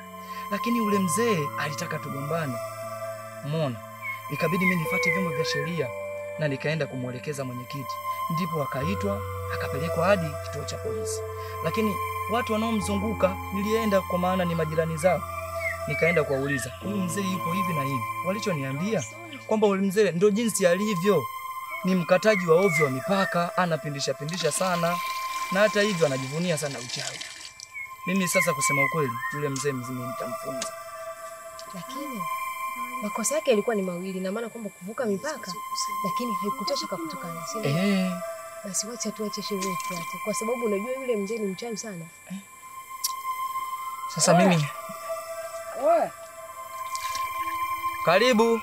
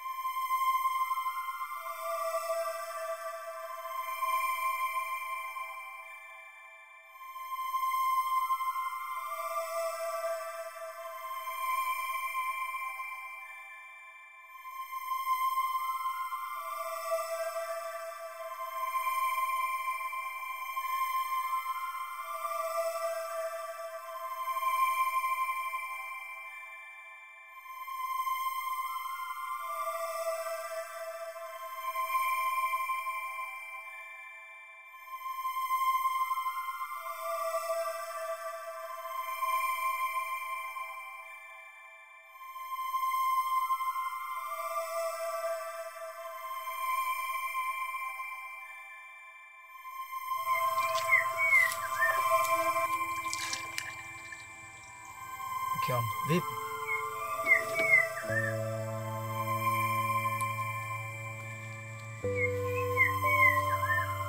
Maila? Vipi, mbona hivyo? Yule mgeni aliyefika pale mwenyewe. Ndio nimemwona.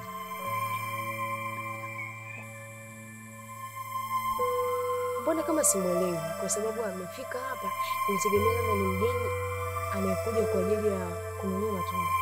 Lakini mwisho siku anaonekana ni mtu ambaye ameniangalia kwa hasira kiasi kwamba mpaka nimeogopa. Yaani kaniangalia kwa hasira, alafu kama alikuwa anataka kuongea kitu. Kuna nini kinaendelea ambacho mimi sikijui? Mke wangu, laiti kama angekuwa umeongea kitu chochote pale, basi tungejua anamaanisha nini. Lakini kwa kuwa hakuongea, ni mwenyewe sielewi kwamba alikuwa anamaanisha kitu gani. Aidha utakuta labda amepotea njia, kaja hapa kaona sio sehemu sahihi ya kuja, akaamua kuondoka, asiongee chochote. Kusema kweli mimi sijui. Una uhakika kwamba yule sio mwanamke wako? Mwanamke wangu? Hapana. Na unajua kabisa mimi huaga siwezi nikakuficha kitu. Laiti kama kuna kitu kingekuwa kinaendelea, basi ningekwambia. Lakini mimi yule simjui. Na naona kabisa yule ni mgeni. Naomba usinifikirie vibaya katika hilo.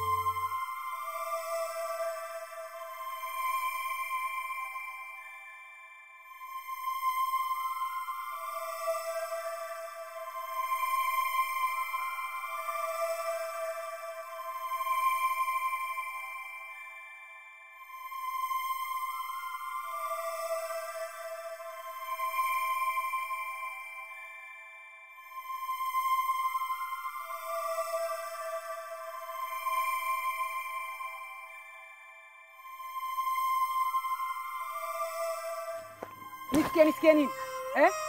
Ni heri uchezee mwili wangu kuko kuchezea mahusiano. Moyo nimechoka mambo yako unanifanyia. Yaani mimi natoka na nyumbani kwetu nakuja nyumbani kwako, napiga hodi, kile kijana mkisako kinakuja.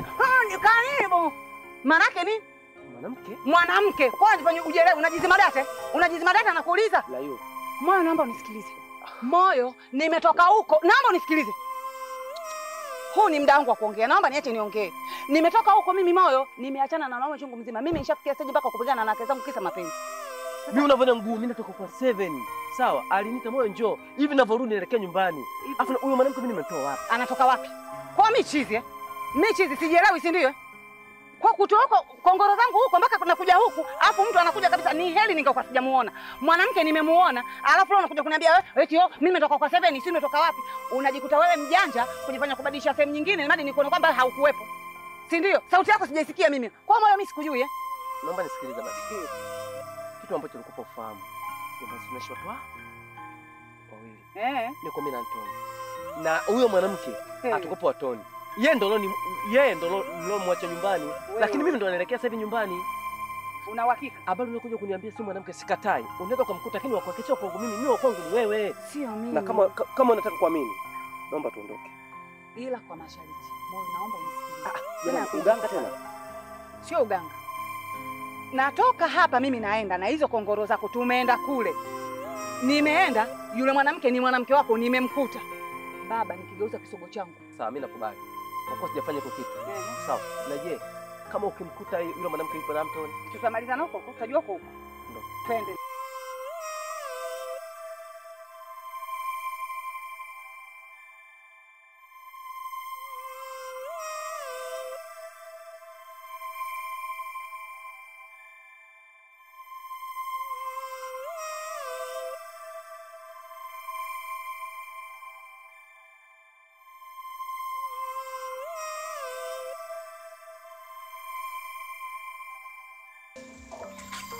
Mama. Hapa nipo mimi nimetoka mjini. Nimeshika gari sasa hivi. Hata yeye amekutembea na mguu sina. Wewe bwana sasa ndio ulikuwa unamtafuta Mzee Hussein? Unaona Mzee Hussein? Au umefananisha? Ndio yeye mwenyewe. Mzee Hussein hayupo mwaka wa 3. Yuko mjini. Yuko mjini? Yuko mjini mama. Ana bonge la duka. Ana mke pia kawa. Kama mke mwingine tena? Baada ya shida kutuongezea matatizo. Wewe acha tu. Wewe tukimbia mbele kwenda kuoa. Kumbe alikuwa nazo. Ila sasa mimi na imani mwenyekiti issue zote anazijua. Kwa kweli mwenyekiti nimeshakwenda mara chungu mzima mwenyekiti naomba mume wangu hayupo anambia subiri tu. Nitahangaika kumtafuta. Kumbe ile analifahamu. Haya basi mama ndio hilo tu. Asiende tena safari yangu nitaenda huko kwa mwenyekiti.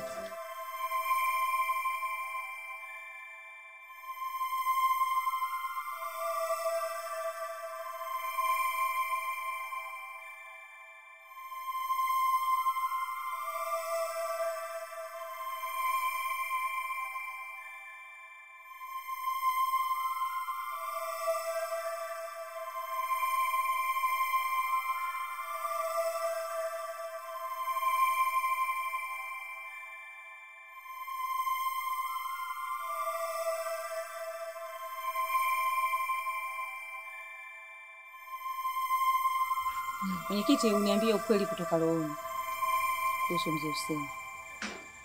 Mzee Hussein nasikia yuko mjini. Kwa hiyo naomba na wewe ili unalifahamu. Mimi? Wewe si ndo mwenyekiti? Hapana mama wangu, sifahamu lolote. Sasa naomba ukamtafute Mzee Hussein. Unapata shida na watoto. Ukamwambie hivi, wake zako wamemaliza tofauti. Wapo saizi wanaelewana, wanafanya mambo yao pamoja. Kwa hiyo warudi tujikulea watoto wetu. Basi mama, hilo ondoa shaka. Kwa kuwa umesema Mzee Hussein yupo mjini, mimi nitaenda kumtafuta. Hilo ondoa shaka kabisa mama. Mwenyekiti, nimeshakuja kwako mara nyingi. Kwambia hili na kwambia. Lakini mwenyekiti kwa ananiambia tulia tu mama. Leo nimekuja tena hivi. Naomba nisaidie mwenyekiti kwa hili. Lazima nitekeleze cheo changu. Kwa hiyo mimi nitaenda kumfuata. Ondoa shaka kabisa na nitamleta. Sawa mwenyekiti. Nakutegemea mwenyekiti. Ondoa shaka kabisa. Haya naenda. Haya karibu.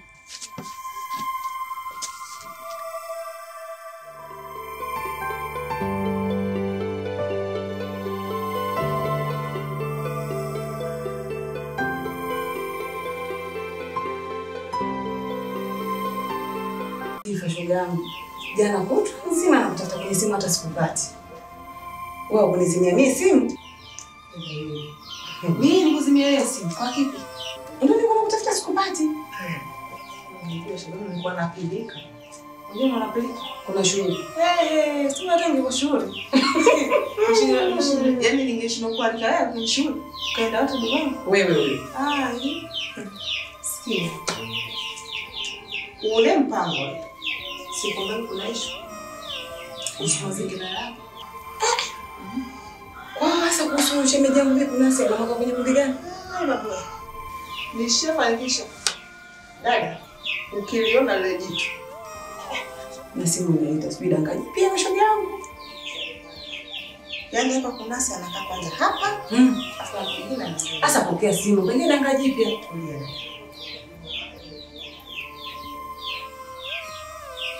Halo.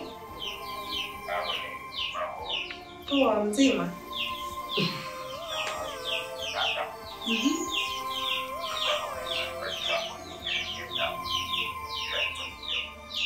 Uko nje? Basi sawa, nikikufuata.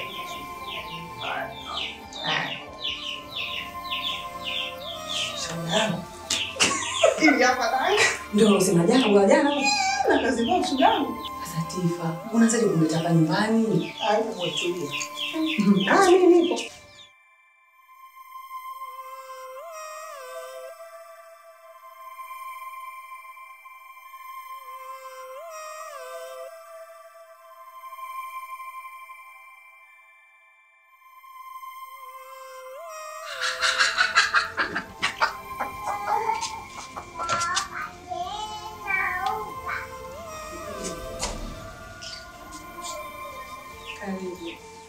Asante. Nayo kabla shuka. Semeni. Na huko ni best love. Yaani tunasaidiana kwa kila kitu. Haina shida, mimi ndo nimeshafika. Karibu tu kwetu. Asante na hii karibu sana.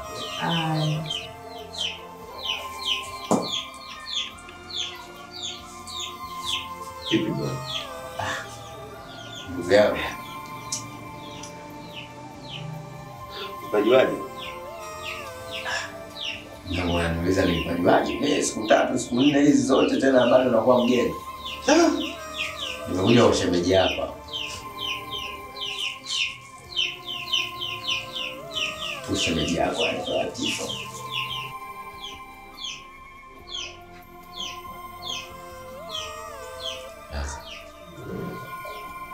Sikia vibaya. Kwenye lipi ya shemeji yangu?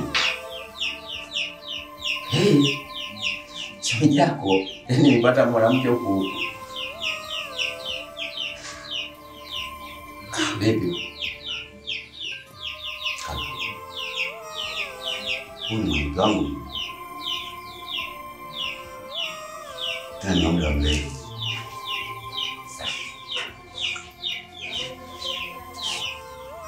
Sasa unanichanganya ukiniambia wewe ni shemeji yangu huyu. Latifa. Lakini niliwahi kuuliza kuhusu anambia sana. Alafu vipi leo anambia kitu hapo. Ni kweli? Samahani. Wakati nakuuliza na uliponijibu, mkati tulishafanya. Usikuwa na namna. Mwangu. Sijafanya hivyo kwa makusudi. Nilifanya kutokana na vitu. Tunadaiwa umeme. Tunadaiwa maji. Hadi kodi. Nilifanya kutokana na hali yako wewe. Una kazi. Nikifanyaje? Latifa, umeamua kuuza utu wako kwa sababu ya pesa. Eti kisa mimi sina pesa. Alafu sasa afadhali ungefanya kwa mtu mwingine. Mimi ni kakaangu. Baba mmoja, mama mmoja. Angalia sasa. Ndugu yangu. Bila shaka unajua vizuri. Mimi nitakusamehe. Alafu mimi ni mwazi sana. Huyu mwanamke nimekutana naye mara moja. Lakini kusema ukweli katika moyo wangu alinivutia sana. Mpaka imekuwa sababu ya kuja hapa kwake. na tayari nilikuwa nishakuwa na malengo kwake. Lakini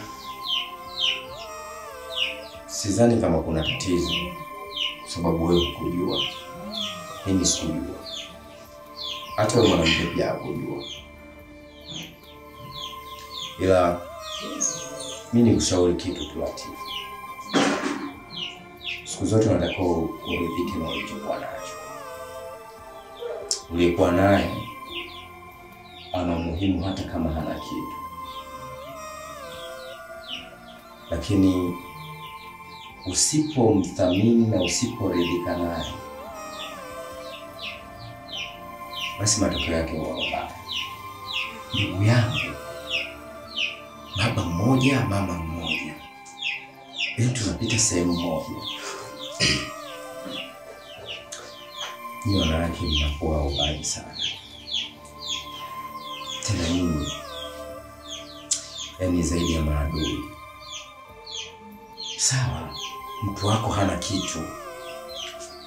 Kwa nini basi msifanye hata biashara ili mkakidhi maisha yenu? Lakini ndugu yangu, unaona makosa makubwa sana, kwa sababu unapenda vizuri alafu una pesa. Hawa ni maua, na siku zote maua yanatunzwa na maji. Maji ya wanawake ni pesa.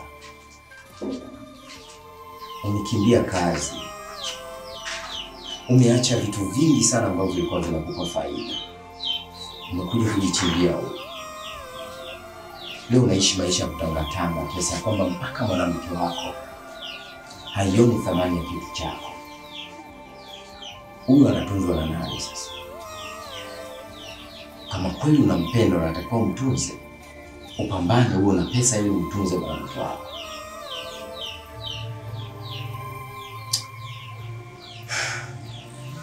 Kutoka hapa mimi nimejifunza vingi sana.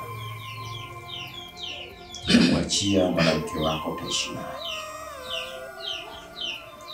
Lakini nasisitiza tena, tafuta pesa ili uweze kumtunza mtoto mzuri kama huyu.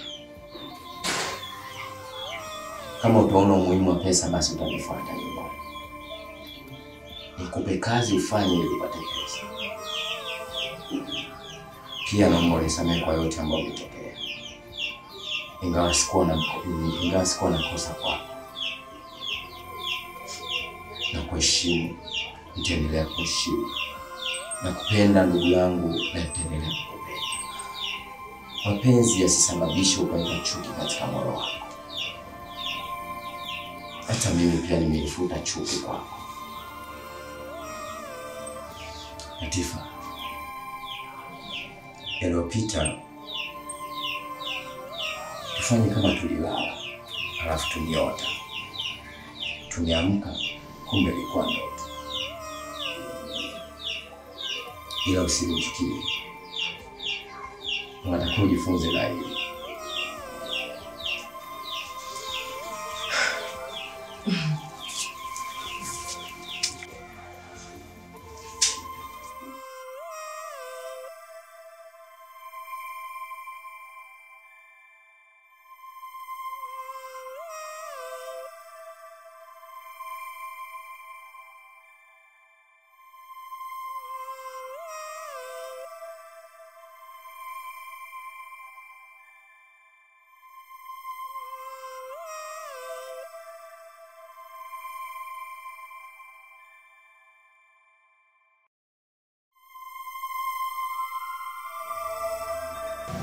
Haya bwana, ndio kama hivyo mke wangu. Maisha bwana sasa hivi ndani.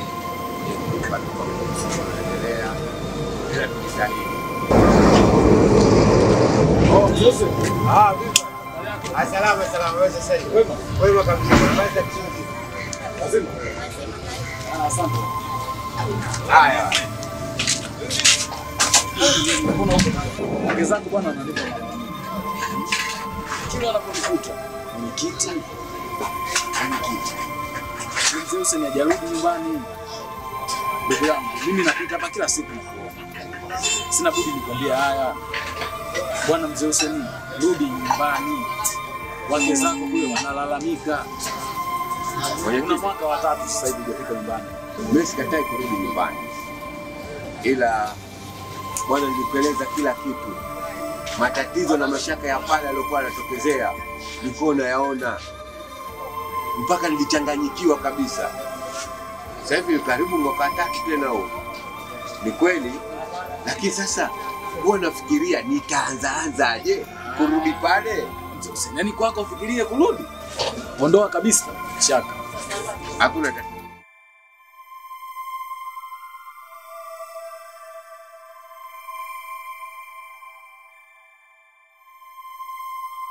Nilivyokuambia mheshimiwa mwenyekiti ya kuwa mimi sina matatizo na wake zangu, na wala mimi sikuondoka kama labda kuna chuki kubwa au nimekusudia kuisaliti familia yangu. Hapana, bali mheshimiwa, nilifanya hivyo kutafuta faraja ya roho yangu. Ilifika hatua katika familia yangu ikawa hatuna maelewano, hatuna masikizano. Kija nyumba ndogo mama mkali, kija nyumba kubwa mama mkali. Inafika mpaka ilikuwa siku nyingine nalala na njaa mheshimiwa, na haya yote nilikueleza. Kwa hiyo kuondoka kwangu ilikuwa ni kwenda kujipanga na kutafuta maisha, kwa sababu nilijua yote yale ni ugumu wa maisha ndio losababisha mimi mpaka nyumba zangu zikawa hazina amani. Ukenda kwa mke mkubwa anafikiria vitu vyote umeacha kwa mke mdogo. Ukija kwa mke mdogo anafikiria vitu vyote umeacha kwa mke mkubwa. Kumbe ilikuwa sio hivyo. Ni maisha tu. Basi sawa mwenyekiti, nimekuelewa. Mama hapo na hapo mama, familia mzima. Mzee Hussein. Naam. Bwana umeshafika kwa wake zako. Ni kweli. Haina shida. Sawa. Mama zangu bwana hapa waliniletea malalamiko hasa huyu mama, kwamba nyumbani haupo, hauonekani. Ila nashukuru Mungu umerejea. Kama sisi serikali tumelifanyia kazi mpaka umerudi nyumbani. Mimi sina mengi ya kusema kama mwenyekiti. Tuseme tu asante kwa pamoja. Mume wenu bwana kasharudi, mwishi kwa amani, mshikane, mpendane. Nadhani mzee Hussein una watoto, mshikamane na watoto wako. Hivyo tu, sina mengi kusema, labda nitaanza shangwe nyingi. Hapana bwana mzee Hussein. Asante mwenyekiti, kwa sababu mimi namshukuru mume wangu kutokana na jinsi alivyoongea. Kwanza sikutegemea kama anaweza kuongea maneno kama haya, na mimi nasema namsamehe mume wangu pamoja na mkeni zangu. Naomba tuwe kama zamani, tuwe pamoja. Naomba radhi mwanangu.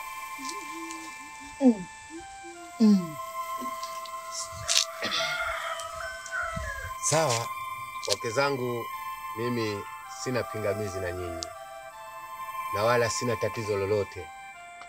Ila ninachotaka kukwambieni tu, baada ya kuondoka hapa, muda wote mrefu niliokuwa nimepoteza, basi huko nilikuwa siko peke yangu. Nilioa, na sasa hivi utakuwa nyinyi ni wake wa 3. Ila kuoa kwangu sio kama labda nilikosa vitu kwenu au kukukomoeni. Nilioa kwa kutafuta jinsi ya kuweza kujiendeleza na maisha. Na huko bwana mwenyekiti, natamka kauli hii kueleza wake zangu, nimejipanga kimaisha. Sasa hivi na akaunti yangu na ina fedha kidogo, na kwa hapa Kimasichana nishanunua mashamba karibuni ya 3. Moja nimemnunulia binti yangu wa kike, moja nimemnunulia mtoto wangu wa kiume, na tukiondoka hapa mheshimiwa, itakuwa wewe ndo shahidi wa kwenda kwa kabidhi hawa. Na shamba la 3 nimelinunua kwa miaba ya wake zangu wote wawili. Nitawakabidhi, hilo litakuwa lao kama la kwao. Ila napenda kueleza kwa wanawake wote, mwanamume kuoa mke mmoja, 2 au 3 hadi 4, kwanza ni sheria ya Mungu, na Mungu kaamrisha vile kwa sababu wanaume tuache zinaa. Nisamehe mume wangu, sikujua kama itatokea hivyo. Naomba nisamehe sana.